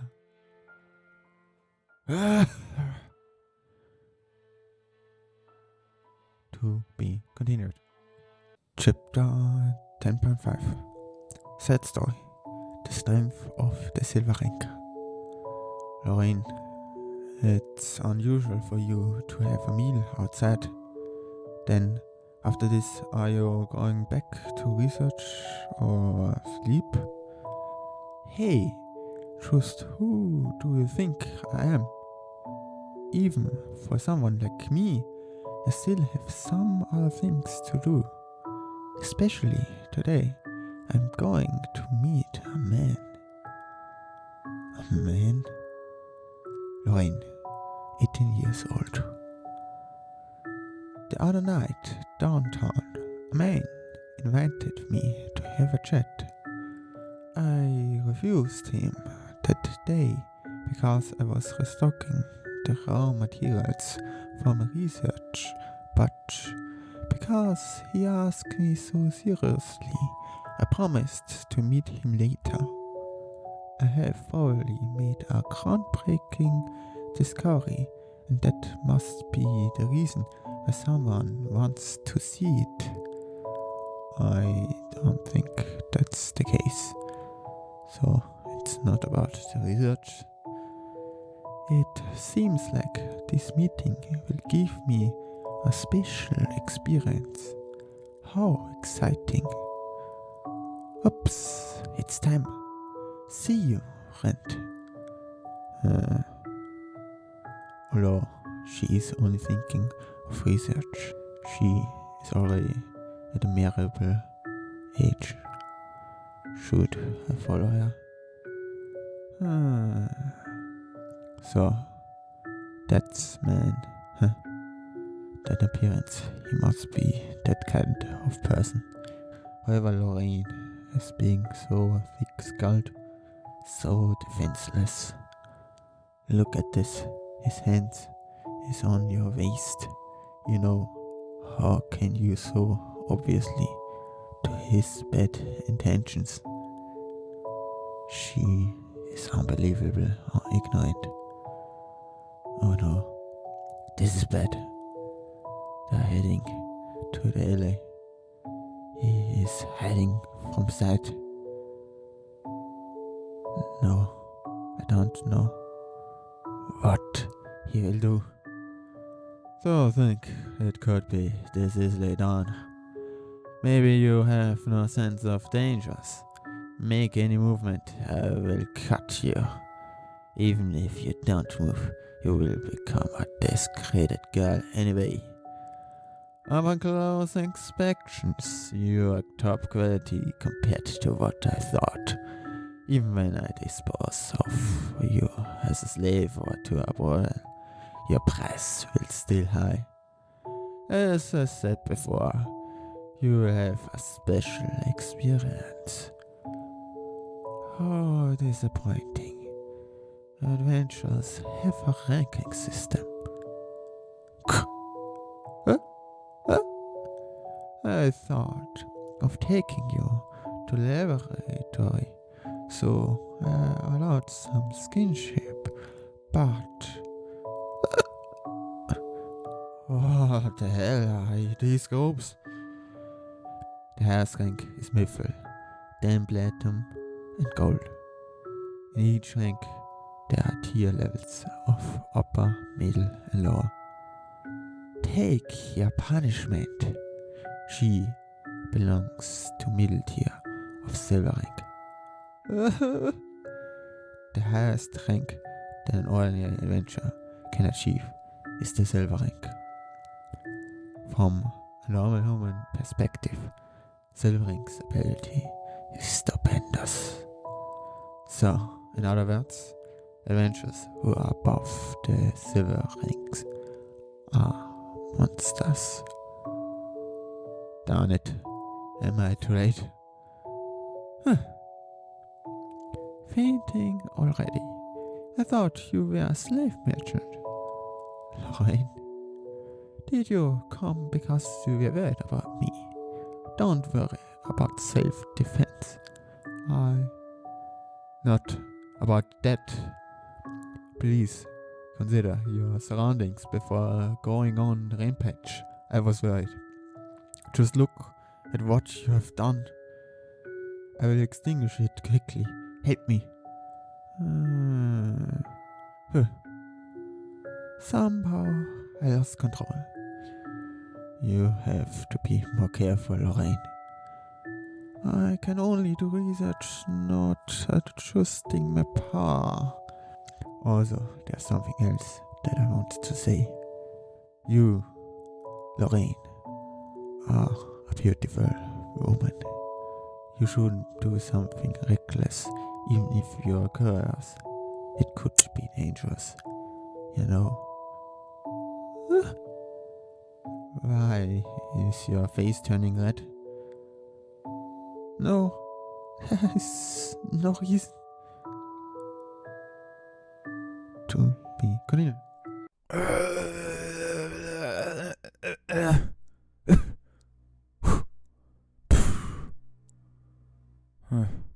This is bad.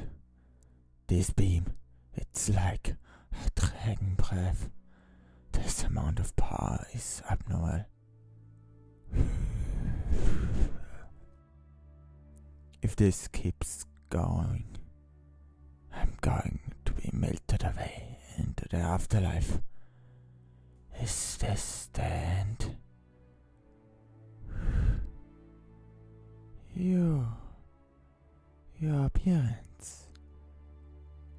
Oh, my clothes burnt to dust. Sorry, but your ability isn't the reason I look this way. Well then, however, based on where you came from, I can make a guess.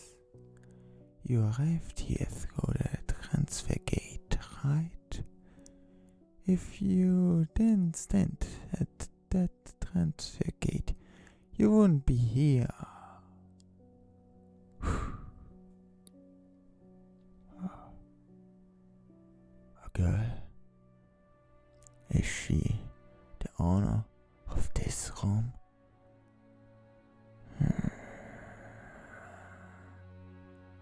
Anyway, it was my mistake. I would like to apologize. To replace your burnt cloth, take this. You are letting me live? Yeah, it's not like you came here the regular way. It's just that this room is something very precious to me. I'm assuming that you wouldn't tell anybody about this, right? Her aura is disappearing. Wait, no, the room is going back to normal. This room is more than it meets the eye. So, you are telling me not to report it to the guild? I was going to let Loris report all of this to the guild. However, a difficult life compared to a very free one. Okay.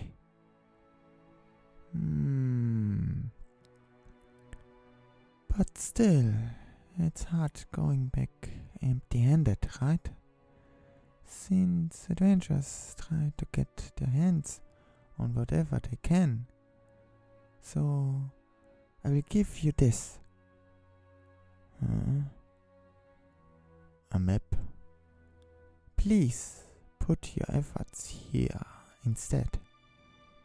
If you put your magic into it, this is a map that automatically maps labyrinth sections that its owner has set foot into. The map of Akasha. It's great to use for exploration. If you try to sell it, putting a price on it would be difficult. That's amazing. Do you like it?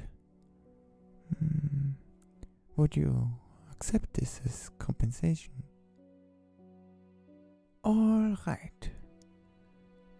Take care. Huh?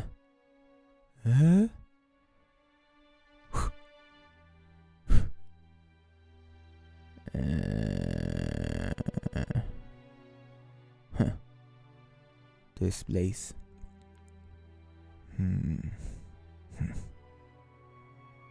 Entrance of the moon reflections. Why do these strange things keep happening to you as of late? It's not like I want them to happen. Try to see this from my side on how ridiculous this is. Which one is ridiculous? Is there anything wrong with this goat? It looks fine. There doesn't seem to be any curses on it. It is highly resistant against magic of all sorts. There is magic done on the coat, so it's also tough as a suit of armor. Unless a skilled swordsman is attacking the coat, it will hold strong. So, you even know this kind of information? Since I have qualifications that the guild recognizes, I can live off of them and get any knowledge I want. About the map of Akasha. This is incredible. Even if it was changed to only respond to your magic. The map's ability to chart your exploration in a labyrinth is truly incredible. Sorry, but show it to me again. Sure. For an adventurer, map is your lifeline. The details and precision of this map makes it worth priceless. If other maps were like this, the burden of exploring labyrinths would be greatly reduced. Quite amazing. Something like a name is appearing on the map. Jared. This is Jared. No way are these the people that just entered the labyrinth. So, these points represent each other's persons there. The map is saying that these four are teaming up. Is it possible that the map is receiving real-time status of the labyrinth? What capability this item is on par with our kingdom's national treasure? Somehow I managed to get these incredible items. She was willing to trade these items for you to not report the location. Personally, I'm more interested in the ability and techniques required to create a residence in a labyrinth, but that is in the uncharted part of the labyrinth. I don't think it will be that simple to get that information. I will try to research it, but as Renta said, there is no information about it. I see. So, from now on, what are you going to do? Take a look here. The uncharted area doesn't exist on the map. I want to check the accuracy of the map. I'm going to try to explore the area. Even after you got kicked out last time, you got guts. He only told me not to report it. She didn't say that I couldn't come back. So, a technicality. I already know that. However, the conversation was one-sided, so I wished to speak with her once more. In the end, it was wasted effort. The entrance to the uncharted section had disappeared. Just who was she? Any clues or hints to find any information about her were gone. However, if I kept on my journey, I felt I would see her again. In the past 10 years, I've been practicing this whole time, but I have not seen any sense. But what about now? After meeting a dragon and finding an uncharted area, becoming immortal, others might pity me, but I don't feel that way. Fighting against strong creatures, encountering mysteries, and becoming stronger is the adventurous ideal way of living that I longed for. The various misfortunes that have visited me recently could also be seen as an invaluable, precious experience. With this new body that was thrust on me, I made up my mind that I would definitely Ask, let me fall dream with my hands. To be continued. I have to finish the quest. Orc. A big-headed humanoid beast. The power of which is produced by the big body frame and can be troublesome for an adventurer. In case you want to hunt them, the middle of a forest is their habitat. Otherwise, you have to go to the labyrinth of New Moon.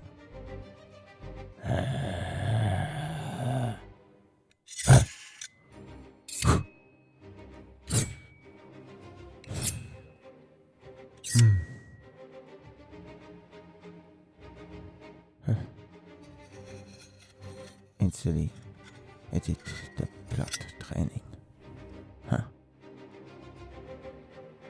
The job doesn't stop at this step, because this time it's not a subjugation quest, it's a delivery quest. Although orc's meat is surrounded by muscle, most of its structural integrity is maintained by magical power. When the magical power is removed, the meat regains its original texture. The taste of the meat, which is sweet and savory, is far more delightful than the finest pork. People say that once they eat it, they won't seek for another meat. This is the reason why the raw materials aren't being circulated very much. The group forming nature is also a factor. Orcs which live in the forest are always in groups and never solitary. The hunting risk becomes higher when hunting a group. However, in the labyrinth of New Moon, unlike the orcs which have lived long enough in the forest, the spawned orcs in this place are inexperienced, and so many of them are definitely living by themselves. Therefore, in this case, the hunting ability of one person is enough. A quest as efficient as this one is rare. This innate freshness is valuable, all thanks to the leaves, and I should give a piece to Loris too. Malt Honoki, blend that is useful for preserving ingredients. Well done. This is almost everything that I can get. The next problem that is slightly related to the previous topic is storage. For that problem, adventurers use tool bags. The inner part of this bag has been enchanted with space expansion magic. The capacity of which the bag can store is determined by its price. There is also a special made product which is able to store a behemoth inside. For a noob adventurer, the hurdle for buying a high capacity bag is huge. The moderate capacity tool bag that I used before also had been cost a sweet amount of cash. If you don't mind, why don't you use mine? It only need a little bit of adjustment. And about the space expansion magic, I know a little bit about it. Speaking of adding up the space, the labyrinth is considered to be created using such technology to achieve this level of phenomena. The amount of mana went into the tech to maintain the magic spell for almost forever. Nowadays, for various reasons, people don't use such of things anymore. On top of that, each level has its own scenery. I would never imagine that such place exists inside a building. This sort of thing seems to exist around the world. Alright, let's clean these chunks. Just leave it. Sooner or later, they will be absorbed by the labyrinth anyway. That was the first target. This quest requires 3 targets. Should I go to the source of this sound?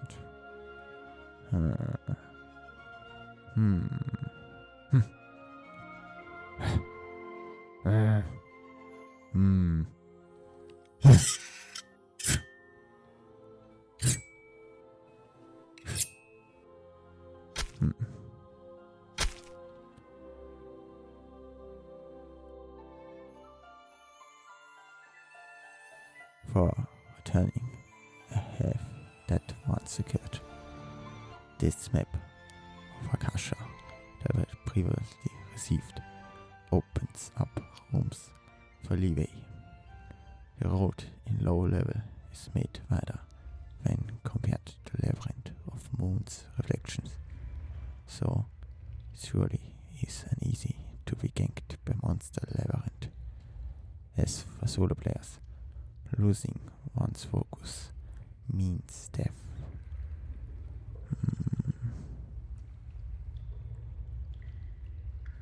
It's a party of a swordman and a healing art magician.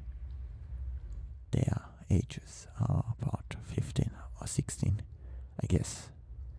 In this case, should I help them? Better not jump straight to the conclusion. The aid of backing up a party, a labyrinth, is the source of problem. Even that, in case of their inexperienced adventurers, I have to help them. Maybe it's better to observe the situation a little bit longer. Guys! Lara, assault! Yes! It seems they will be just fine.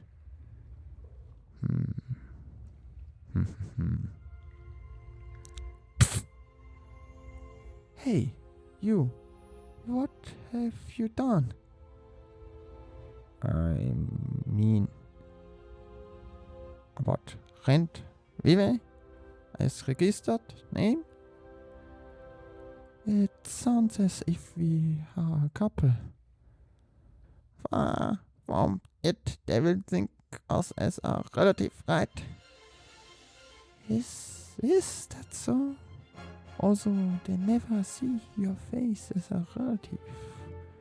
I see. By the way, how was it? Delivery questions. Fortunately, it was finished without any problem.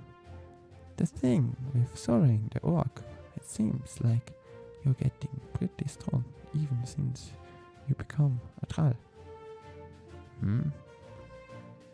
I'm also surprised with this situation. When I was a human, no matter how many times I had trained, I would never get any stronger. Even if I met an orc, my only option was to escape. But with this body, it seems like I can aim so much more than I used to do. In the latest quest, there were various purposes. It's also to measure my own ability. I wanted to secure money and to try the map of Akasha too. But most importantly, the achievements to occur them. I see. Then have you received permission from the guild union? There was a story from Sheila. I have certainly confirmed the completion of the orc's delivery quest. You are amazing. This is the first time that an adventurer with iron rank soloing the orc quest. If that was the case, I wish to have some of field experience that you have, but If you're just this strong, then it should not be a problem. Although the small town is located in a remote area, various quests still flood in. With the merit that the guild has, I would like you to always be an active member. Adventure, Rent, Vive.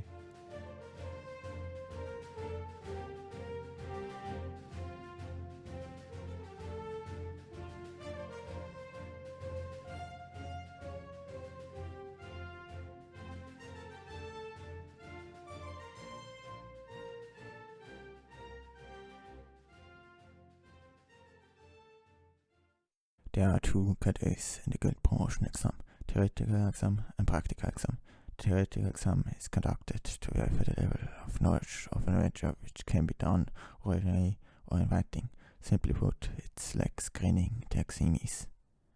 Those who pass the theoretical exam are later eligible for the practical exam. The problem is that practical exam, although I have practical experience, I won't say it's easy. Let's see. We have police who passed the theoretical exam are here, right? And I will start the explanation. In this practical exam, several examies have to work together. The objective is to arrive at the designated point at the 11th of the new moon. Now, we will distribute a marked map to everyone. This is a present from the guild. Please feel free to use it. We have composed the parties using lottery. The people whose names are called to assemble into a group, please get ready. So, each of the practical exams are different. The one that I had before was delivering a specific medical help. Now, it's a group match. I guess I have to cooperate, unlike what I usually do. Next is Race, Donna, Lara, Said, and Rent Vive. Please form a group with these three people.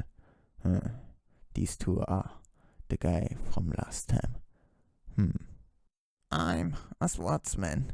I can use any magic spells other than body strengthening and shielding. I'm also a swordsman. I enhance my endurance with spirit during battle. I'm a conjurer.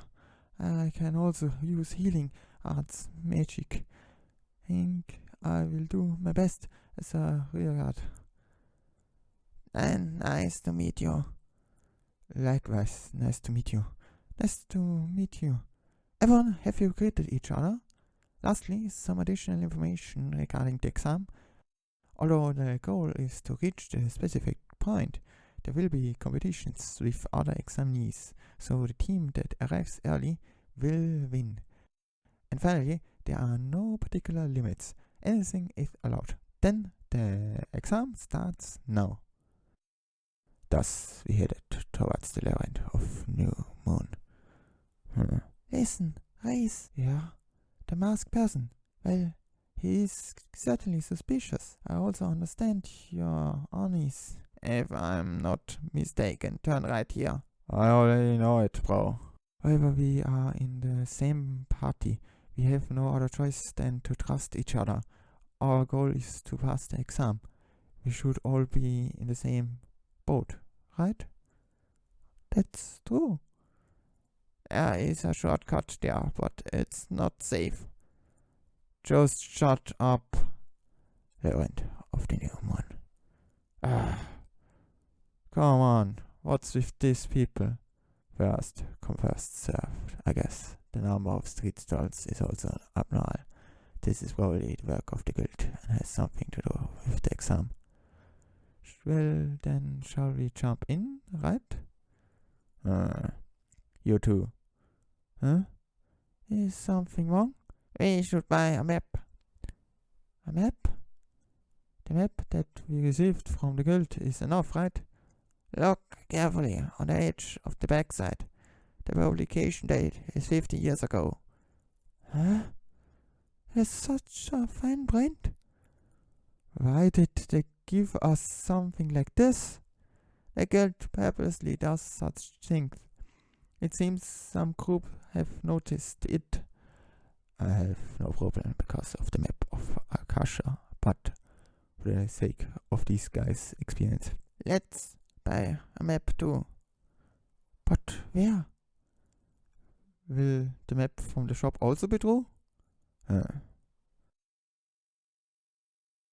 That one.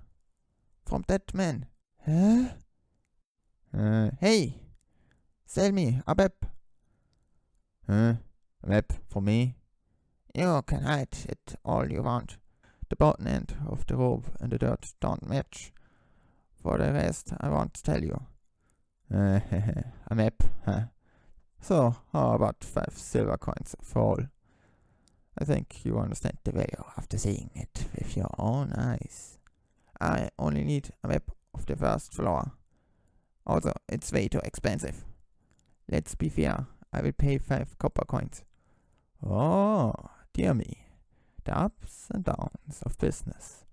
Well then, don't tell anyone. Looks like you will pass. Your youngings over there, you better listen to him. He really is a map seller? Compare them side by side. The provided map has considerable discrepancies. It really has. But the authenticity of this map is also... This old map has the name of the cartographer. Prominent cartographers have friends, but these direct transactions will attract danger to themselves. Moreover, to prevent overproduction of fakes that only uses the name distribution source is tight. Furthermore, the proxies of the cartographer who handle the transactions are suspicious and they will identify the buyer. That's what that guy is.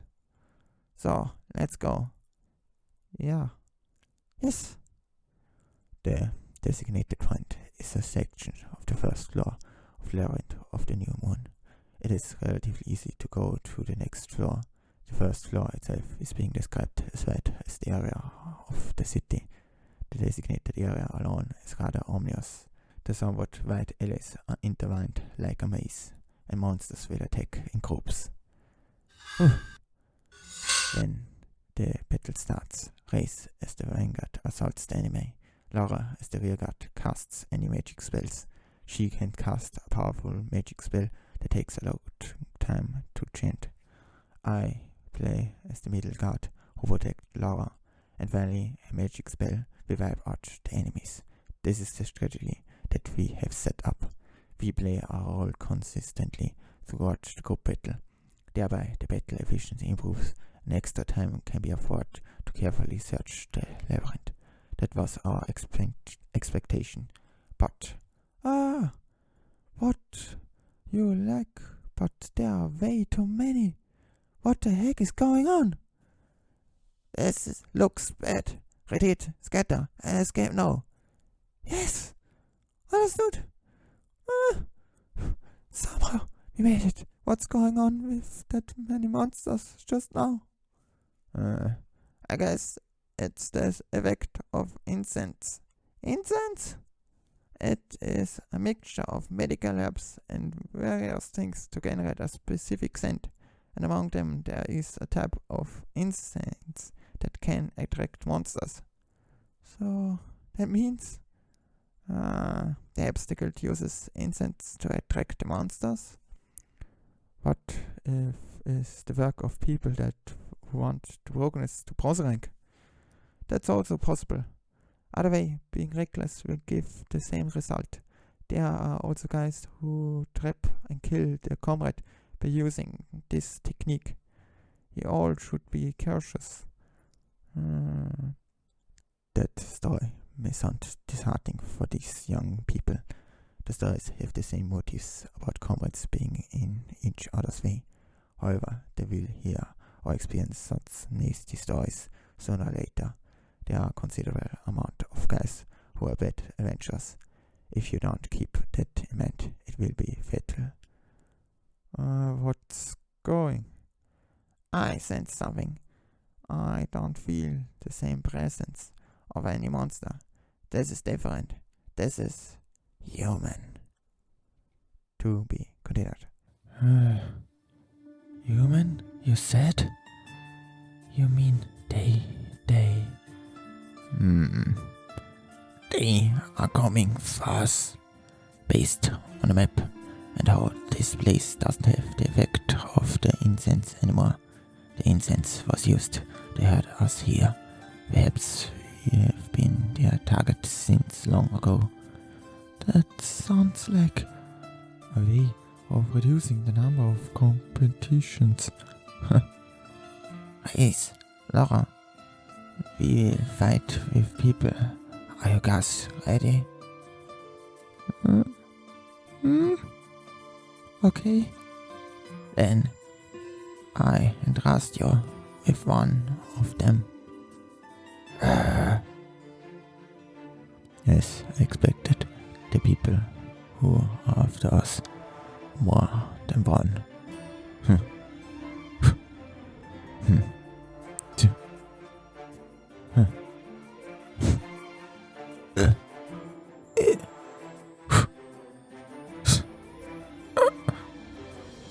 With this, I've subdued the two. Did one pick their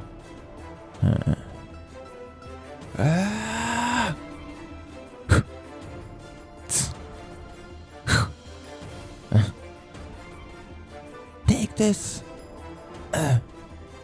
Nice. Are you alright? What about Rent? He's still back there.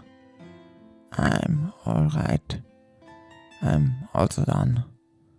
What are we going to do with these guys? Just leave them here. But that way monsters will find them. They've attacked us, right? They reap what they sow. They won't get revenge on us later, will they?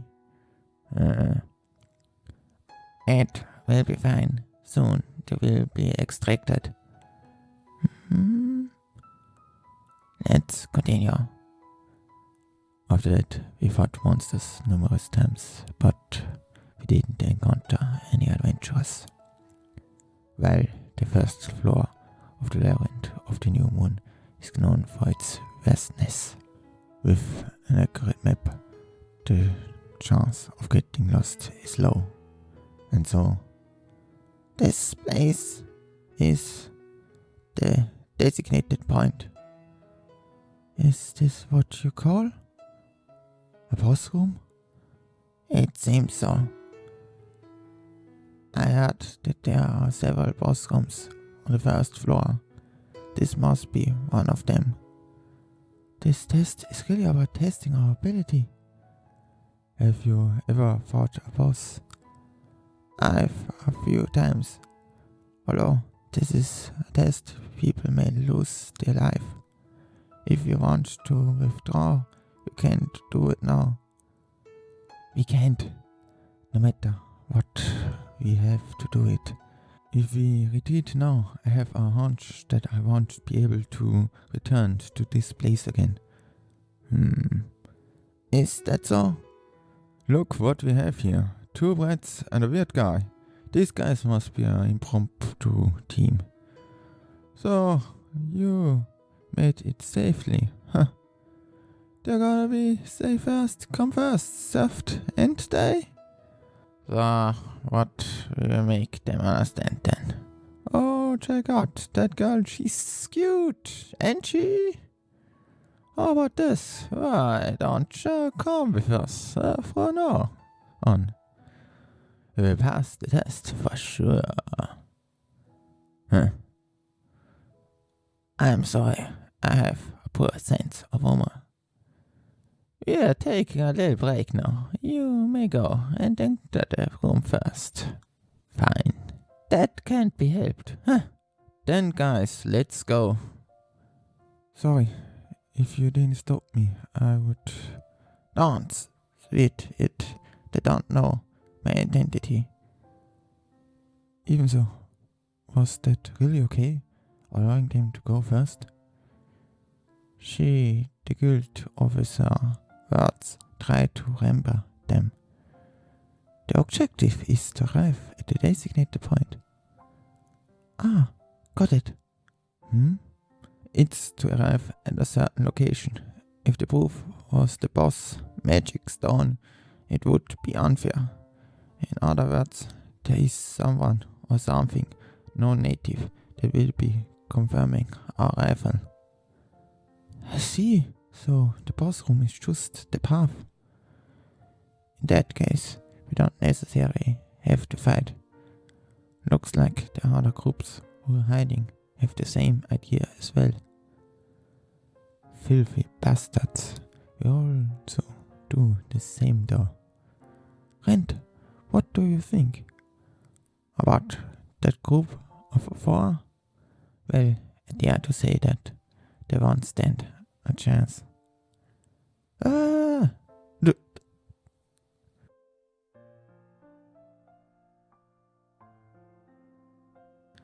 They come back a lot faster than I expected. They didn't give us any favors if they were quickly beaten. That person above, is that a ghoul stuff? Have you made up your mind? Whenever we fight or not, the chance of passing the exam will still be the same. It's up to you guys. We won't lose like those guys. Instead, we will tell them how we passed the exam. If you say so, let's go. The moon is visible. The boundary is also noticeable with the naked eye. So, this place is still isolated from the outside world. Huh? There's a slime over there. Is this the boss? Take distance, you two. The core is far too big. That's not its true size.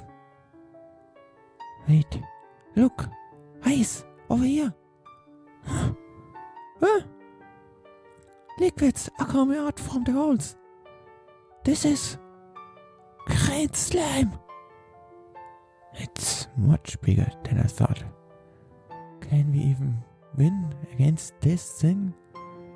It's so big and cute.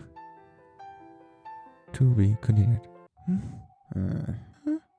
They're coming. Acid bullets. For real? 10 times the usual amount. Not even that. This attack will continue while we are on the defense. In order to prevent it. We won't stop attacking. Ice. The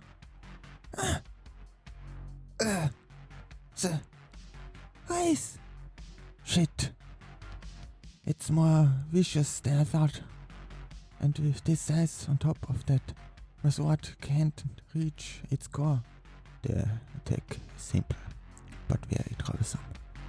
It will keep driving us into a corner, bit by bit, and in the end, I see that we will just get collected by the gold stuff. Coordination with your comrades is indispensable in order to defeat this thing. They testing how well an improvised team can fight together. Laura! Yes? Give that size, how long would it take it to melt it? I'm not good at high speed integration or magic power compression. It's just that given time, I can transfer magic power proportionally to that time into flame. With that volume, if I had 5 minutes, what about to the value around its core? About 2 minutes. Let's take the front. Take care of Laura. Got it. Here, I go. Ben.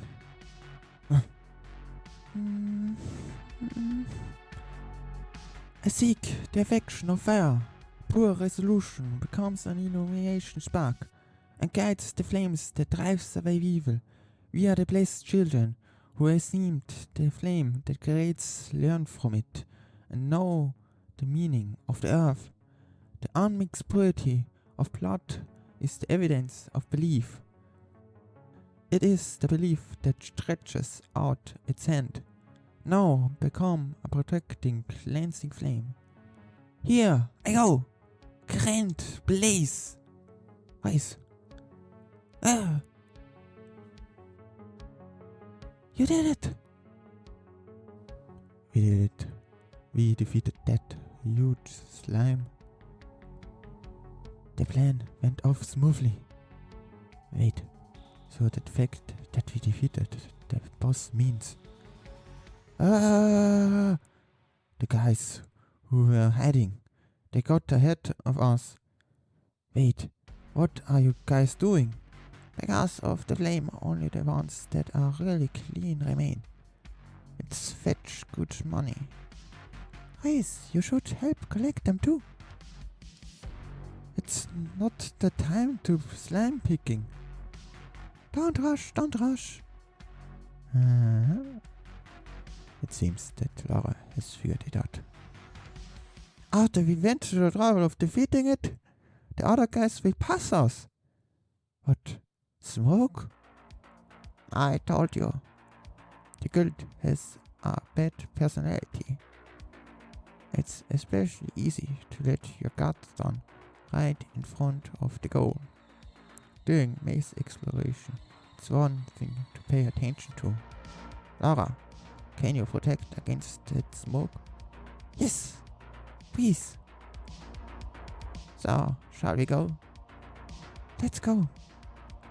So, what's this about in the end? The guys who went ahead? I knew it. It was sleeping gas. This is where the accuracy of the map is of utmost importance, because this room had 2 sections, and this is the real one. Checkpoint. Oh, you're the first ones. You were careful to the very end to reach here. Open. This is a badge to serve as proof that you made it. 1 for each. Make sure you don't lose them. Also, we have a small gift for the 3 top people. Restorative potions, as well as ladder holders for them. They are available for new adventures and expensive. So that means the team that reaches the destination first wins? It wasn't a lie, but no one said it would be just a single team. What this quest is looking for first and foremost is whenever an adventurer can complete the quest by its expiration. And of course, the speed of completion is also important. I see. In any case, thank you for your efforts. What's left is for you to report to the guild. Please don't get overeager on your way back. Of those who took the staff's member's word at face value, there probably wasn't a single person that passed. Whew. We finally made it. This was to be the end of it, right? I hope so. I just want things to go as expected. The way back out of the maze was filled with traps and attacks. It's as if they were saying that reporting back to the guild was a quest in itself. On the return trip, it was the same man with the horse cart. In the end, it seems like he sympathized with us. No way. That old guy was their agent too.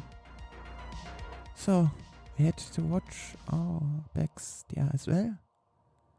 I can't believe anything anymore. And now, let's go. Yes, thank you for your efforts. With this, the real promotion exam is finally over. This means we are no copper class adventurer. That's... Calm down, guys. Phew. Sorry for making you wait. Share-san, here's my report. That person. Yeah, we were being followed by him throughout the whole exam. Huh? Exactly, I've been watching you all this time. You can see someone's character during the exam. Naturally, it's essential to have the right qualities for being an adventurer. It's just that if you don't behave properly, you will not be promoted. Well, as long as you don't commit murder, robbery, rape, etc., there is basically no problem. Which means... yes? You have passed, no problem. Yay! Congratulations! Congratulations! Do your best! This is your copper glass adventurer Blake. It will take some time to engrave your names and to install an anti-forgery enchantment. Stop by to pick them up in a few days. Yes! Nice, Laura. We part here. You have taught me a lot this time. I want to thank you. That should be all in. I feel like today we became adventurers for the first time. And the one who led us here was you, Lento. It's thanks to you. We are adventurers. One day, when we have the same goal, let's team up again. Let's all do our best. I won't forget today. Thanks you. I think those two will become fine adventurers. Yeah. It was a good idea to team them up with you. How did you like your second promotion exam? Jailer. It says in the report as well. There was one outstanding person who had abundant real maze experience and knowledge. I knew it. You are the old Lento son. How about we talk now? Could you spare a little of your time? To be continued. So, Lento-san, can you talk to me? Why are you doing something like this? She and I have known each other for a rather long time. Our relationship isn't such that we would normally hide things from one another. If we are both human, that is, the guild staff are responsible for protecting the townsfolk. Should there be a being that would make people fear, the organization would have to take action at once. They wouldn't be able to let a monster like me run loose. I apologize. I can't tell you. I suppose I must be censored for a duplicate resignation I made this time. In the worst case, I'm prepared to be expelled from the Malt Guild. I will do my best not to cause you any trouble, Shayla. Lento-san. But duplicate registration. How should I say it? I haven't reported you to the guild. What did you say? Therefore, the guild has nothing to say to you with regard to your registration status. Wait a minute. The staff must always be faithful to the guild. They must never reveal any secrets related to guild operation. On the contrary, should there be information from outsiders, no matter how trivial it might be, it should be immediately reported. That is the normal procedure for the guild staff. Should something big happen, the road to promotion would become perilous. In the worst case, you might be fired. Why didn't you report me? Certainly, I don't want to get fired. As for being promoted, I don't have much ambition for that over. I didn't want to get in your way, Lento-san. After all, you have worked hard for the guild's benefit. If this is how far you have to go, then there must be a reason for it. That's why I didn't report you. Shayla. For Shayla, there is no advantage in this at all. And yet she went that far out of consideration for me. I guess I must answer her then. But if only if we are about anything else. Nevertheless, I understand. Since I'm a worker here, without a doubt, I have my duty and bounds of my obligation. That's why I have prepared this. This is a magic contract. Magic contract. A contract written on special parchment with special ink. If the contract is broken, it is able to impose a certain penalty on the violator. The parchment comes in various grades. Depending on the grade, there may be a difference in the penalty, the number of clauses, or in the content itself.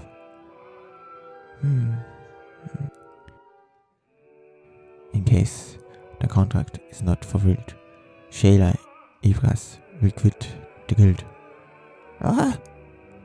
In a country that allows slavery, she will follow the enslavement procedure and become a property of Lento Fana. Why did you write the penalty in first? Because I have no intention of breaking the contract. Please write in the clauses that are convenient for your present situation, Lento-san. If you do that, then no real harm would come to you, would it? I trust you not as guild staff or an adventurer, but as another human being. If you still can't trust me, then please burn that piece of paper. Understood. I will tell you everything.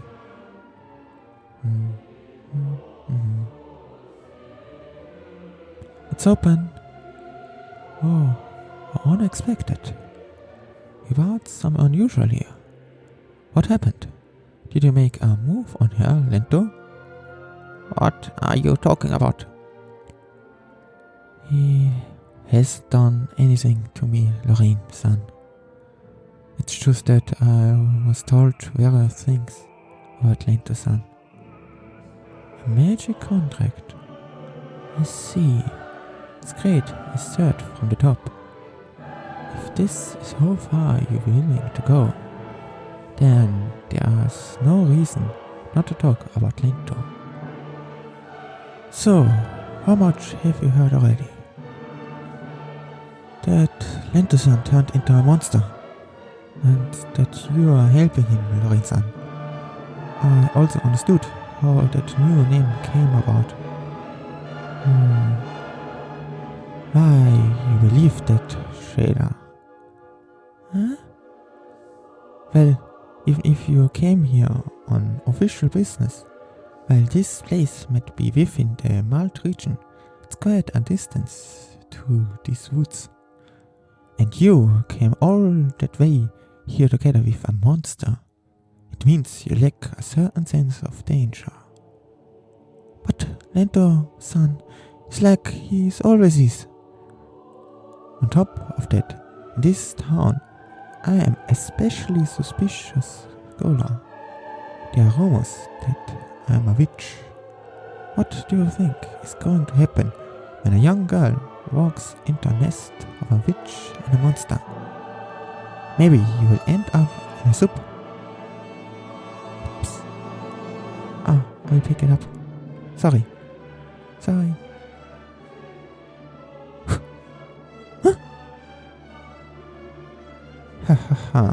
I'm just kidding.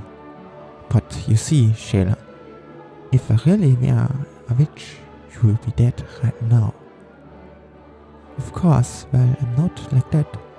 Lento is a different story. I had my shoulder gouged due to his thirst for blood. He is a monster who lusts for human blood and flesh. Lento truly is that kind of a being. Do you really understand that?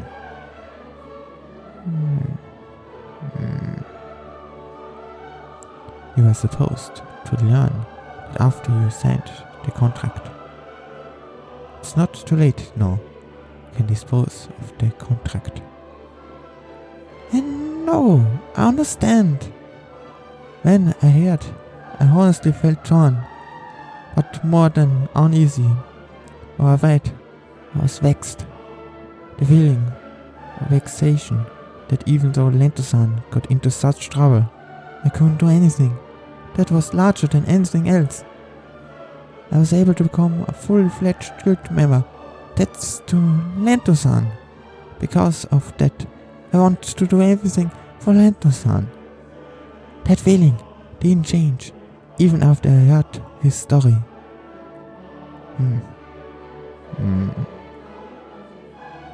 I see. Alright then. I'm sorry for testing you. Besides, it's already late.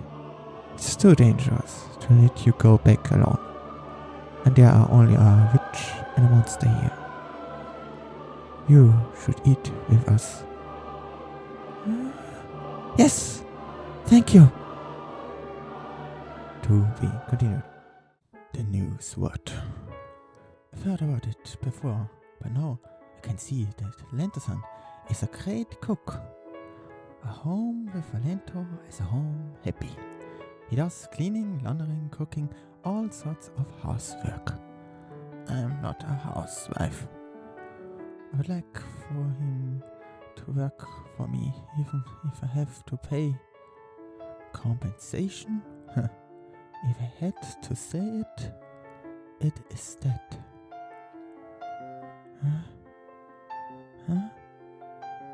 I see. Empiric Drall, the low-level vampire after all. He can survive for a few days on a single drop. Speaking of which, it seems like you had an assistant in investigating Lento, Shayla. We are keeping this a secret from the guild, but can you trust that guy? He is my little brother. Little brother? Besides that, was his last job, and he is now beginning transferred to the capital. He won't have anything to do with Malta anymore. I see. To the capital. If you are concerned, we could have him sign a contract too. No. He's on an elite track, and yet he did something on the down low for his sister. If I trust you, Shayla, then I trust him too. Thank you. By the way, in the last walk motion exam, there were especially many of the guild staff. Even though the content was different from the usual, I felt you were especially careful. Did anything happen at the guild? About that? Actually, lately, some of the noob adventurers have been going missing. Due to that, the guild and veteran adventurers have been searching for the cult trip. The whole guild might seem tense because of that. I think there are plenty people who die in mazes. Why do you say there is a culprit? Because nothing was found. When someone dies in a maze, their body is absorbed by it. In that case, the equipment and other inorganic matters aren't absorbed or are absorbed more slowly. Especially the adventurer's badge has magic protection cast on it, so it's very difficult to be absorbed and very easy to find. I see. It's strange that there wouldn't be any traces left at all.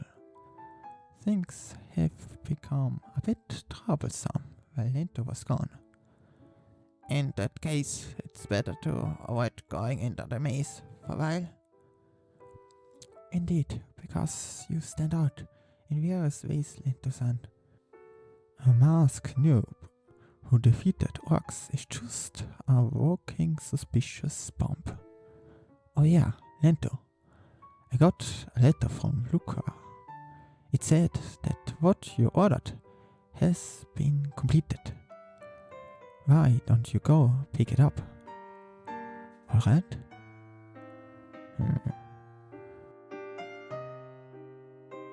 Oh, you came. I know what you need. It's done. It's a special sword, so it took a bit of time and effort and everything.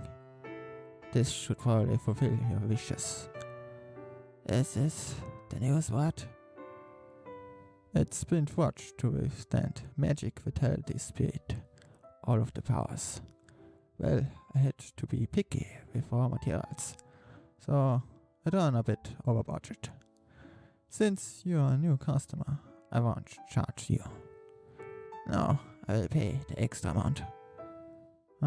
You're always like that. Come to the courtyard. It's a special item that I made for the first time. I want to test it out here. There aren't many of those who have all the powers. I have no idea what's going to happen. Use this lock. At least it will be easier to set fire to it afterwards. The grip feels comfortable. It's as if it is grown out of my hands. As if he knows all the particularities I had from the past. I will gratefully use it. Roll. Hey, your skill has gone up quite a bit. Next I'll try adding magic to it. Already here. Vitality. Spirit. I see. When I examine ye up close, I can see that the damage to the target varies based on the power used. With magic, you put the spur to the flow of energy.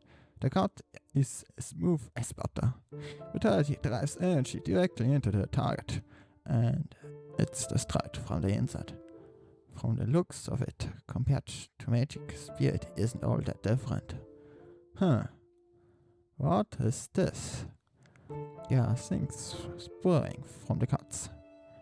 So this is the divine protection of the spirit. I've only seen spirit from afar before. There are various patterns to spirit, so it's interesting. Can I keep this? Oh, as you like. Something should occur to me. What? What if I use all three of the powers at once? I've never heard of all three at the same time. I know of magic vitality fusion that uses magic and vitality simultaneously. But you don't often hear of people who can do it. Can I try it? Hold on there. Certainly, I made it to withstand all three powers, but I didn't plan on all three at the same time. But if I said I wasn't curious, I would be lying. If you want to test it, first do it with the sword I had lent you before. Got it. First, put magic into the sword. Mold vitality with one hand. Imagine them mixing inside the body. This is tough already. Angie's congested on the tip of the sword. It's difficult to control it, but I was able to make it flow into the sword. And now it's spirit into the mix. Hey! That's... are you okay?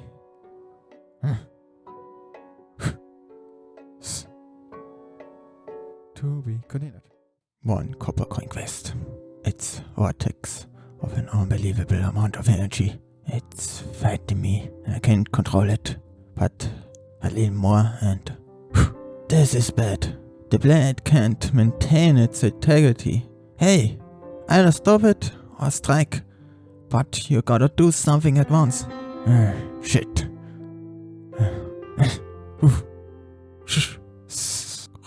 This what turned into a sphere. Unstable energy aggregated into a single point. This small size, it must have been subjected to compression at a rather high density. This is no good. Even the new SWAT won't be able to withstand something like this. But if I came capable of using this, then you see what just happened? Next time, it might happen to your own body. If you persist, I won't stop you. But if you are going to make it a disposable weapon for one-time use, refer to this estimate. Well, if you have Orcharium or Milfrey, then it's a different story.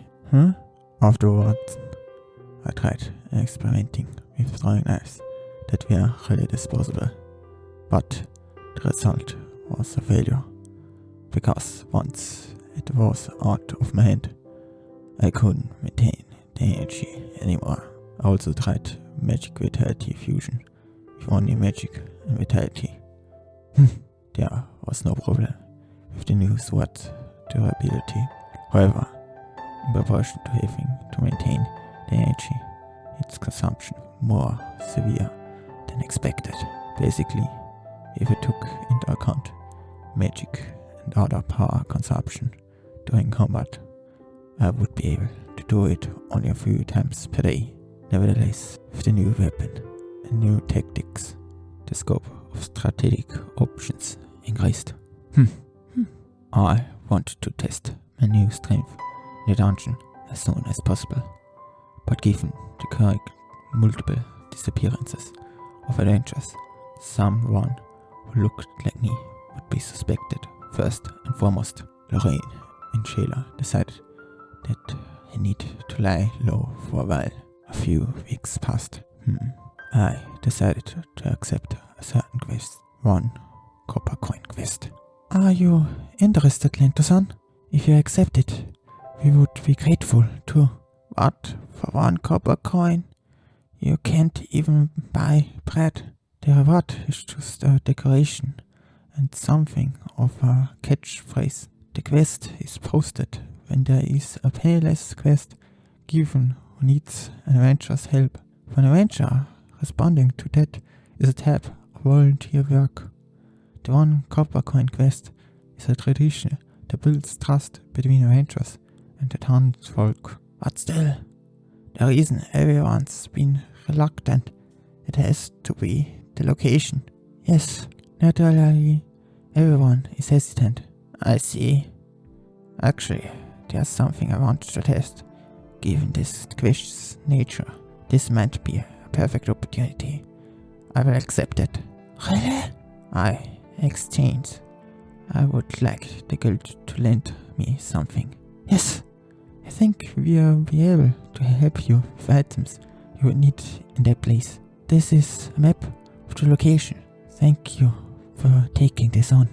To think who's second or fate in Malt. Fall apart. Knock knock. I'm very sorry. Lillian isn't here today. I'm here because I accepted a quest from the guild. I thought you were a debt collector. I'm sorry. This way, please. Sorry for making you wait. If you like, here's some tea. Hey, what are you all doing? Let him go at once. Adventures are dangerous. Barbarians. If you get close without a care, you might get cut down. Alright, don't come near. Oops. No, I didn't mean that you are necessary like that. No, I don't mind. I'm Lento. Alice, I'm truly sorry. Good for children to be interested. It's proof that they are happy. Yes, handsome and so bad. I mean, she treats us very kindly. If it's difficult for you to talk like that, I don't mind if you talk normally. I'm not someone to mind things like that. Got it. But don't get mad later, okay? You're the one who said that. That suits you better. Anyway, about the quest. Yes, first thank you for accepting it. But is that really okay? Are you concerned that I'm only a bronze class adventurer? No, it's not about that. For only one copper to go to a place like that without an important reason? Indeed. It depends on your circumstance. Depending on your reasons, there are other ways to get that thing. I need a reason I can be satisfied with in order to head there. Got it. Come with me. It's Alice.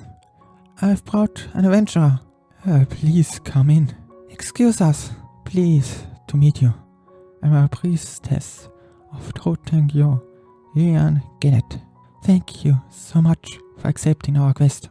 Normally, I would be handling something like that personally, but as you can see, with my current condition, I'm truly grateful.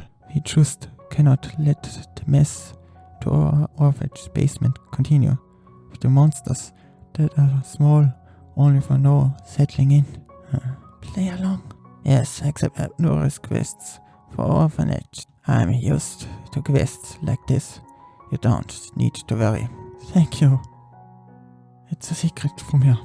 If we tell her the truth, she will push herself to heart once again. We had a healer see her previously. Apparently, it's an illness, particularly to those in the horror profession who use the power of spirit. Miasma coordination syndrome. It varies from person to person, but from time to time there is an affinity to spirit inside the person. As a reaction to use of spirit energy, the miasma is taken in. The body gradually deteriorates until one day, as long as someone with the top rank, the holy profession of priestess or saint doesn't come, what Lehansam needs is a medicine to cure the illness. That's why you need the dragon blood flower. Yes, that is the true quest. The dragon blood flower serves as an ingredient for all sorts of potions. A live flower before its process supposedly has an especially potent effect against miasma. Yet it is only generally available in its processed form, which is fine against regular diseases, and so it's in demand. It's the flower's evident. That's the problem. The swamp of Traske, firm ground surrounded by a deadly poisonous area. The dragon blood flower only grows there. Please, I need you to bring the dragon blood flower from the swamp of Traske. To be continued. Please, pick me a fresh blood dragon blossom. I knew it. You want the flower next to Lilian. Was it you, Alice, who put there every day? Yeah, that's right. Lilian likes flowers, so I did that. I see. They were harvested with care. Lilian also really takes care of you. So, for the next flowers, let me come to do the decoration. I will pick them from the swamp of Taskay. Thank you. And so, when are you going to pick it up? Today? Tomorrow? After that day? I'll it down a notch. But I really thought you would accept the request. The monsters living in the swamp are nocturnal. Even though I have to go, I will do it in the morning. Before that, let's finish the task. Right here. It's true that there are monsters here, but as a camouflage, you agreed to even clean the basement room. If I didn't do it, Lilian would get suspicious. You know, I don't want to worry about that. Also, there aren't so many monsters that are able to slip into the town. At best, they are Purisuris or the like. So, it's not a big deal.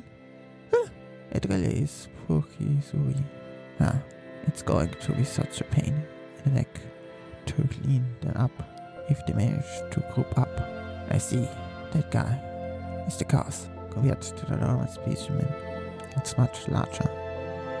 Must be the Purisuri boss, such a nimble monster in this narrow outside.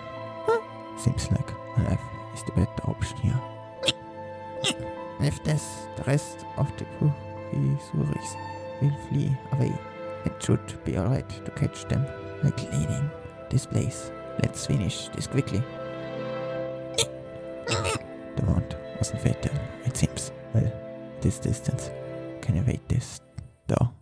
No, Alice is behind me. Are you alright, Alice? Thanks. Wait. What's going on? This feeling, I and this guy are Rent? being linked. Run in circles 3 times over there. It really does run in circles. What's going on? It seems that I and these monsters are now connected by a path. Path? It has become familiar. Are you a monster tamer, Rent? Well, kinda. Perhaps it was my plot that made it become my dependent. Vampires make human dependents by injecting the plot into the targets. Thrall is just a lower class of the vampire spaceman. Thrall should be able to do the same thing to some extent. I will ask Lorraine about the details. Can you understand what I'm thinking? No. Why did it leave? No, that guy is eradicating the rest of the Purisuris. It looks like it was the boss of this place originally. Alright, we can start cleaning the basement.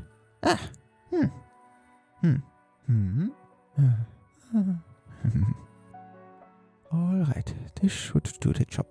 Doesn't the outfit look good on him? Have you decided a name for him yet? I can keep it. It's too late for that, no. An undead lives in this house. Don't you realize? Having a mouse or two in this place hardly makes a difference. Well, he has to pay the rent, though. The rent? I will use this guy's fear and blood from my experience. Monster that turns into a dependent provides valuable samples. I see. Seems like he can understand simple conversations. Yeah. What kind of food does he eat? Vegetable? Scraps? Bread? Crumb? I see. Just like your parent. Parent.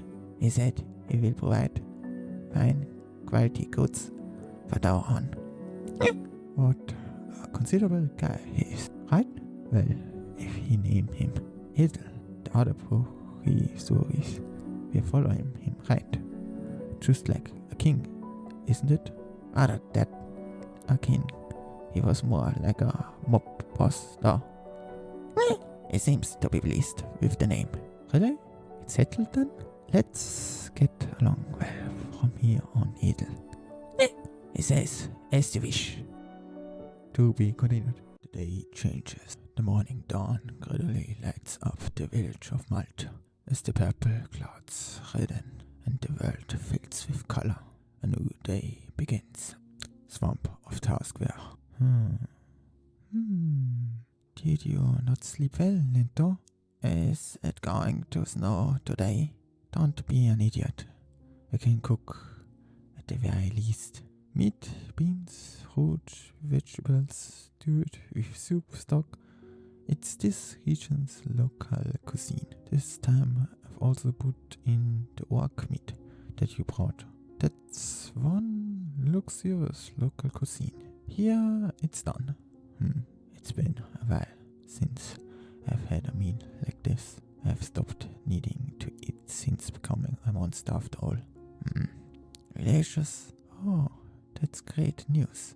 Don't think that food can taste so good. It feels as if I've gone back to being human. Actually, this is something critical to regain your senses. A human nature is determined by the environment. I started to think that carrying out a regular routine is especially important for you in your situation. The activity of eating can mean various things for a human. Through eating, one can learn things like the value of life and courtesy. Throughout cooking, one can express various thoughts and emotions. Preparing this cuisine as a meaning of praying for various good fortunes. You are going to the swamp of Taskwear this time. Look after yourself properly. Ah, got it. Thank you. But this is strangely appeasing, especially this stew. Perhaps dark meat agrees with my current body either way. Edel. Here, I made you share too. Hey. My blood is rather well received. No way. In the cooking, furthermore, I have put in reptile tails, spiders, ants, and various things that act as stimulants. It seems anything unusual tasting was masked by the sweetness of the meat's fat. As expected of orcs, they are worthy of being called high quality ingredients. Could you not encourage me and experiment at the same time?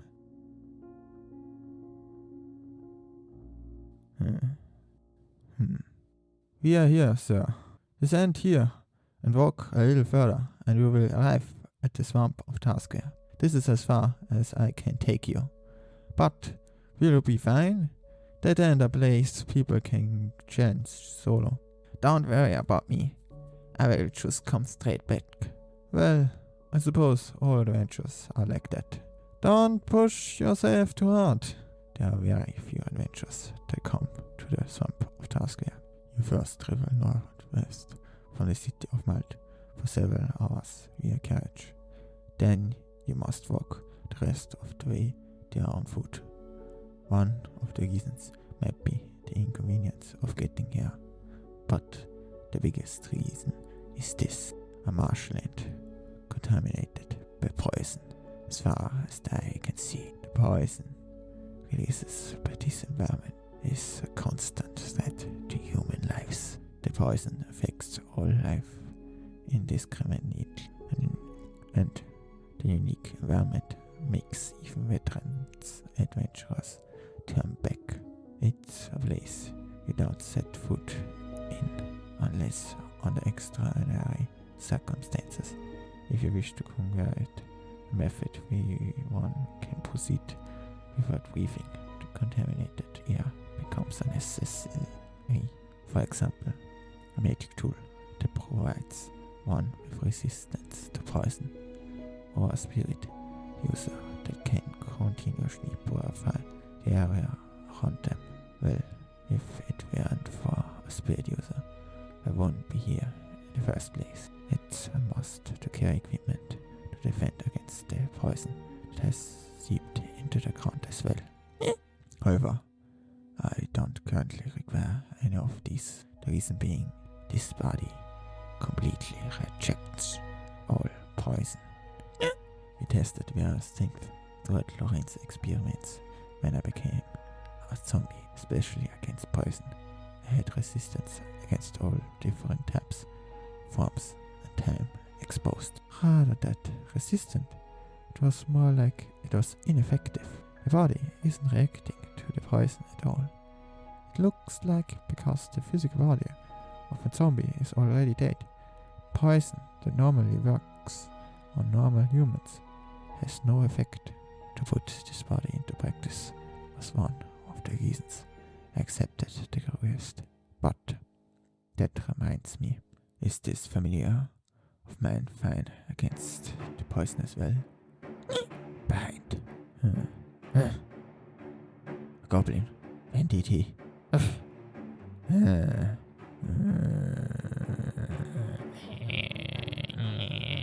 I see. They were waiting for prey, well hidden in the ground. The numbers are approximately 10 to surround the target and attack from medium range.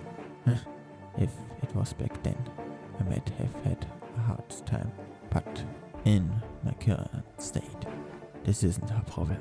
I see.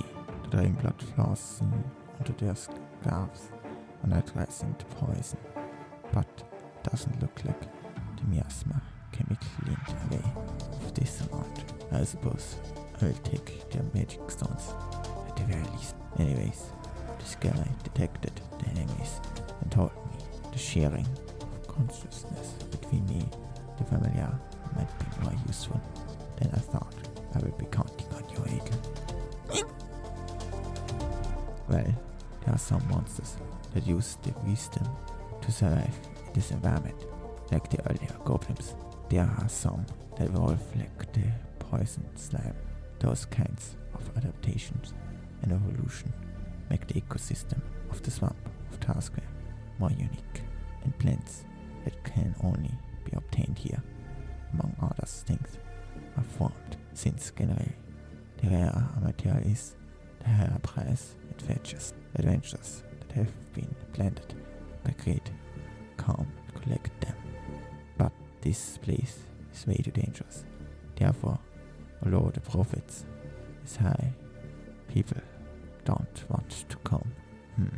Although I do have a cautious map, then there's nothing but this flat landscape. It really messes with my sense of directions. That is bridge. The fact that there is a path set up here of all places means there is a high probability there is something rare up ahead. But can I just pass through here?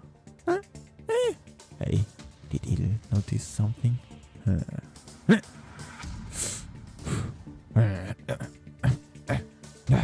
I can take out this menu underwater. Here, radar, then physical reinforcement. Using vitality. I use a purification attack using spirit to drive them off. Looks like I'm saved. Il, you are alright. Die nuts. So, this was your actual aim? I don't see the problem. Me? While your master is in danger, you are... What? This is... the swamp of Taskware. The reason it is called that, despite having another official name, is because the being that resides in the swamp is far too mighty and well known. To be continued. Taskware.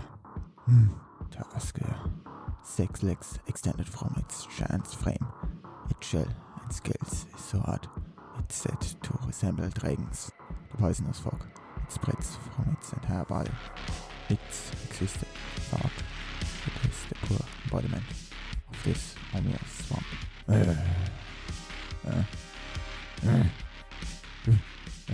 How powerful it would be over one hit if it took that head on.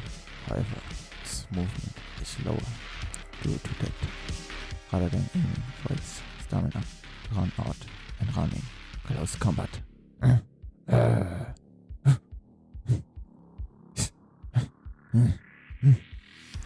This hardness, it's tough like metal.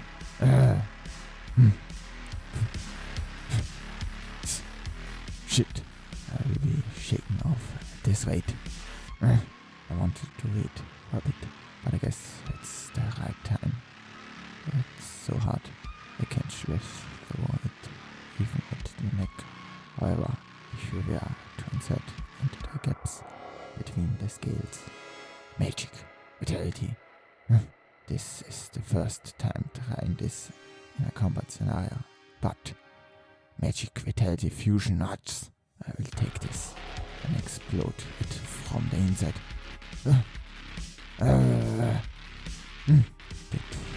Do it. This.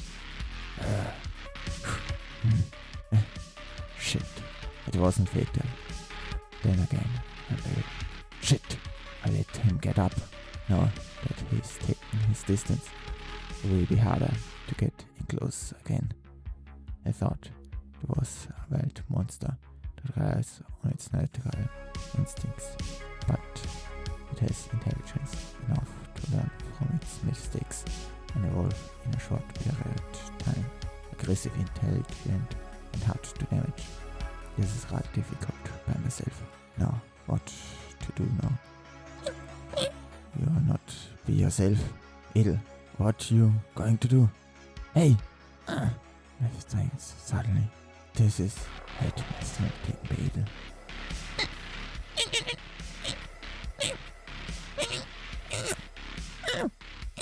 Hills tricks are working. What Idle took from me perhaps spirit compared to the explosive energy combining nature and vitality. Space penetration is better suited towards the task.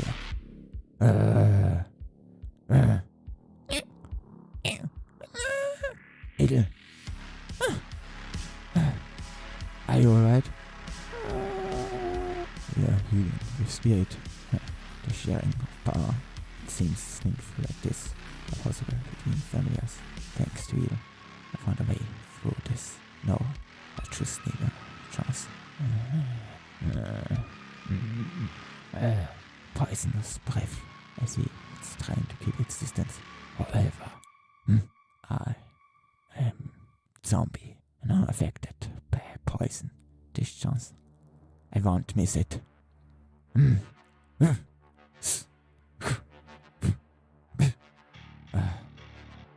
To be continued. All of the spirit inside dragon blood floor.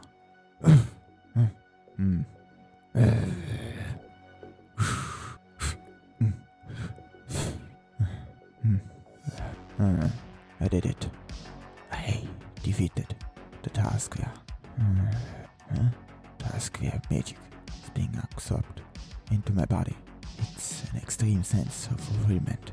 However, as expected, I'm not evolving. It's absorbing magic, not enough. Perhaps there's a requirement, like with the ghoul.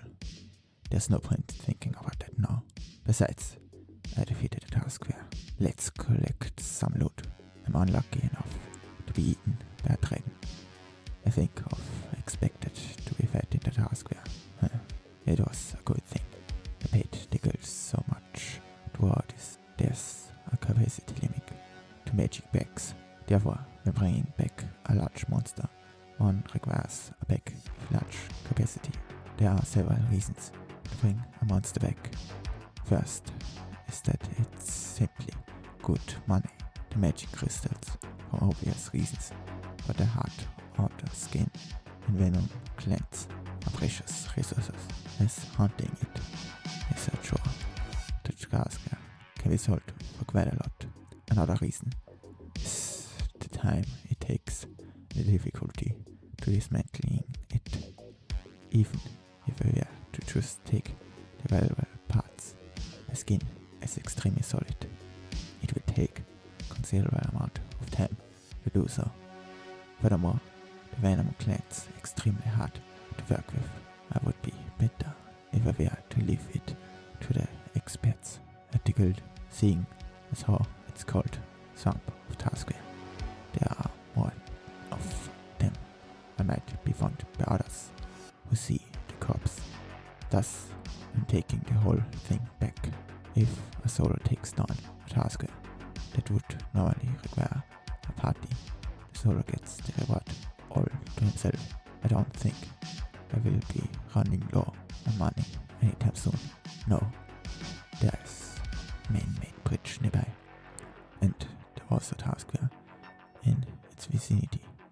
The dragon blood floors must be near here.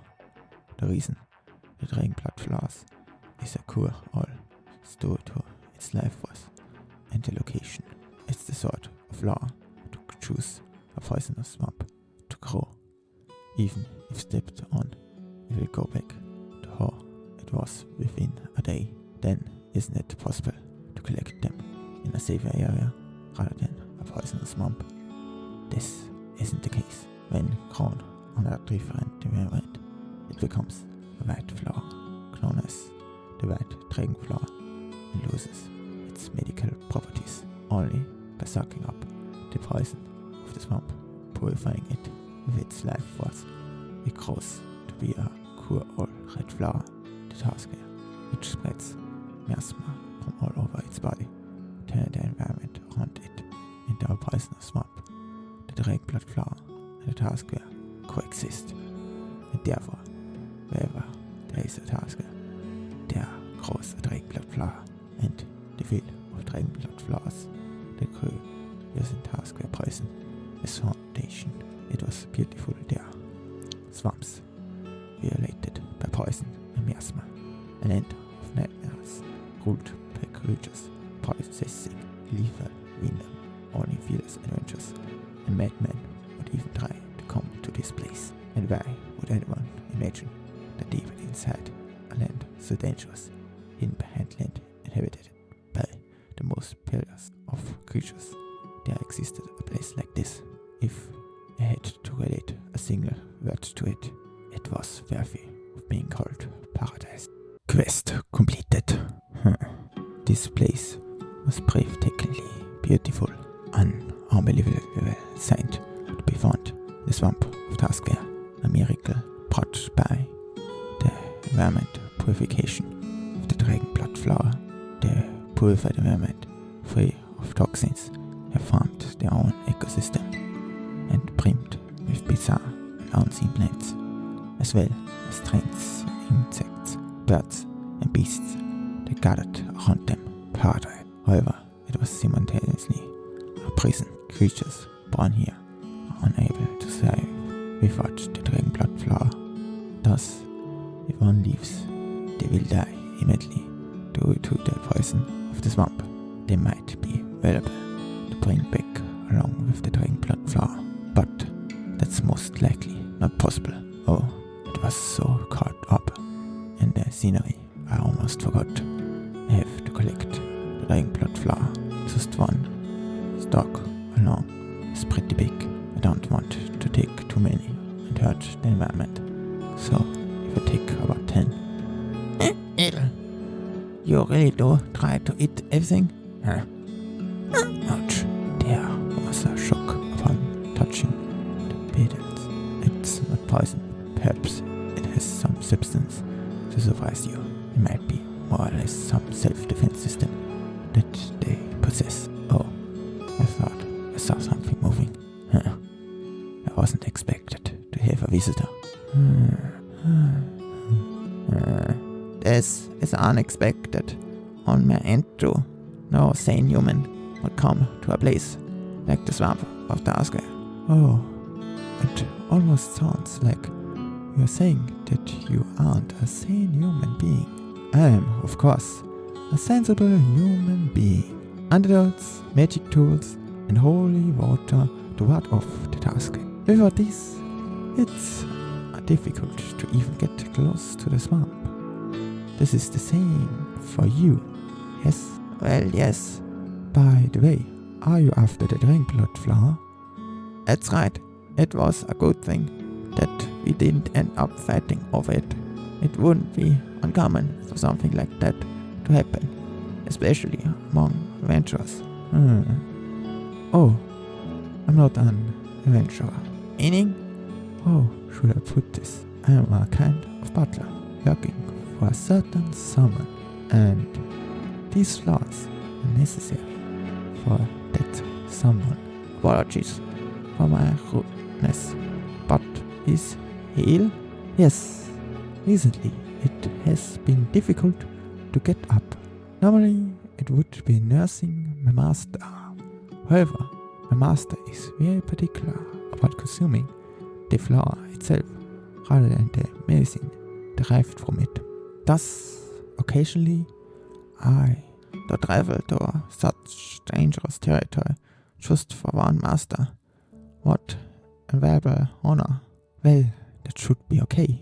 Are you only taking one back?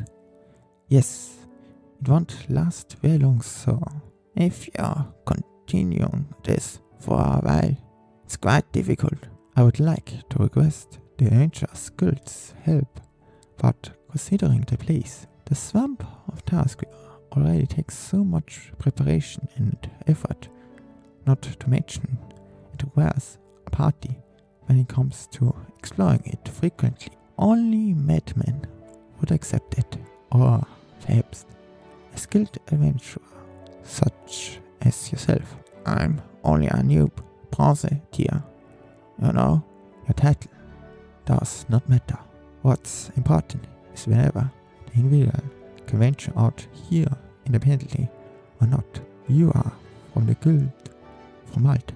Yes? Yeah, that's right. Will it be alright to make a request sometime in the future? If you're okay with me doing it, that's no problem. Lento, vive. And I am Isaac Halt. I shall place an official request regarding my master. I didn't expect to be getting a request here. Well, since the collection is completed, I will be heading off. Oh yes, use this if you would like. Holy water? Yes, it appears that neither of you were in possession of it. Take it. It's a symbol of friendship. You will have to excuse me now. A high quality item from the Church of Robelia. Holy water also has levels of quality, and depending on which can go for several gold coins. But I wonder what their master is like. But I guess there is no use thinking about that now. We should get going to Edel. I was afraid of running into the taskware on the way back, but thanks to the holy water, we were able to return without difficulty. A few days later, the dragonblood flower, this intact are quite rare. For the petals, vines, roots, shape, there's no problem with any sort of damage. Potion healer, Norman Handler. With this, I can make a cure for Lillian's miasma accumulation syndrome. Really? Please, do! I didn't really do anything special with that flower though. It doesn't normally come out like this. I often get asked about how they were originally collected or just going to the swamp of Taskware is a huge deal. Whenever is so concerned about figuring out how to navigate it, that's preserving the quality doesn't even come up. They usually get treated as byproduct of mapping out the swamp. It's a shame, since the dragonblood flowers has such extraordinary life properties that even with a little rough handling, it can still be used for many medical uses. But in the case of miasma accumulation syndrome, the quality becomes a big issue. Of course, I can increase the amount I use and forcibly make it, but with this quality, one stack will be plenty. But with a quality like this, I feel like it could be used for so many other special medicines besides miasma accumulation syndrome. We have more, you know? Besides the one I'm keeping, I still have a few stocks. If you would like, please use them. If you have that much, I think you should sell to a big amazing shop instead of me. We heard about you from Alice. She said you were a nice person who didn't only visit orphanage but also freely gave out medicine in the poor districts. In recognition of the nobility of your actions, we will give you those freely. With this, I also have connections with a potion healer. Everyone's benefits. Thank you so much. So think of the numbers of lives that will be saved with this. If you ever need anything, please let me know. I promise I won't lose to anyone in terms of medical knowledge. I will have Lillian's medicine ready in a few days. Please, and thank you. And that's request complete, I suppose. Yeah. Then, as a representation of the orphanage, you sign an acknowledgement. Understood. Honestly, I had given up. I didn't think there would be an adventurer who would accept a request like this for 1 copper coin. It didn't seem like I was the only one who wanted to accept it, but considering the place, if you lose your life, there's no point after all. It wouldn't have been strange if I had died either. Why did you accept it, Lento? There was me wanting to test out my own strengths, but an adventurer is someone who continuously chances danger, and the reason people aim for is different for everyone. Wealth and fame. There are many who got for self-profit and desire. There are also people who stray from the path of humanity too. But that's not all. People like Norman who do things for other people's sake. I wanted you to know that adventures like him exist too. That's something I learned from another adventure after all. That's all. Adventures, amazing, I've decided. What? I want to become an adventurer like you. To be continued. Thank you for listening to chapter 23. I hope you liked it. And see you next time. Bye bye.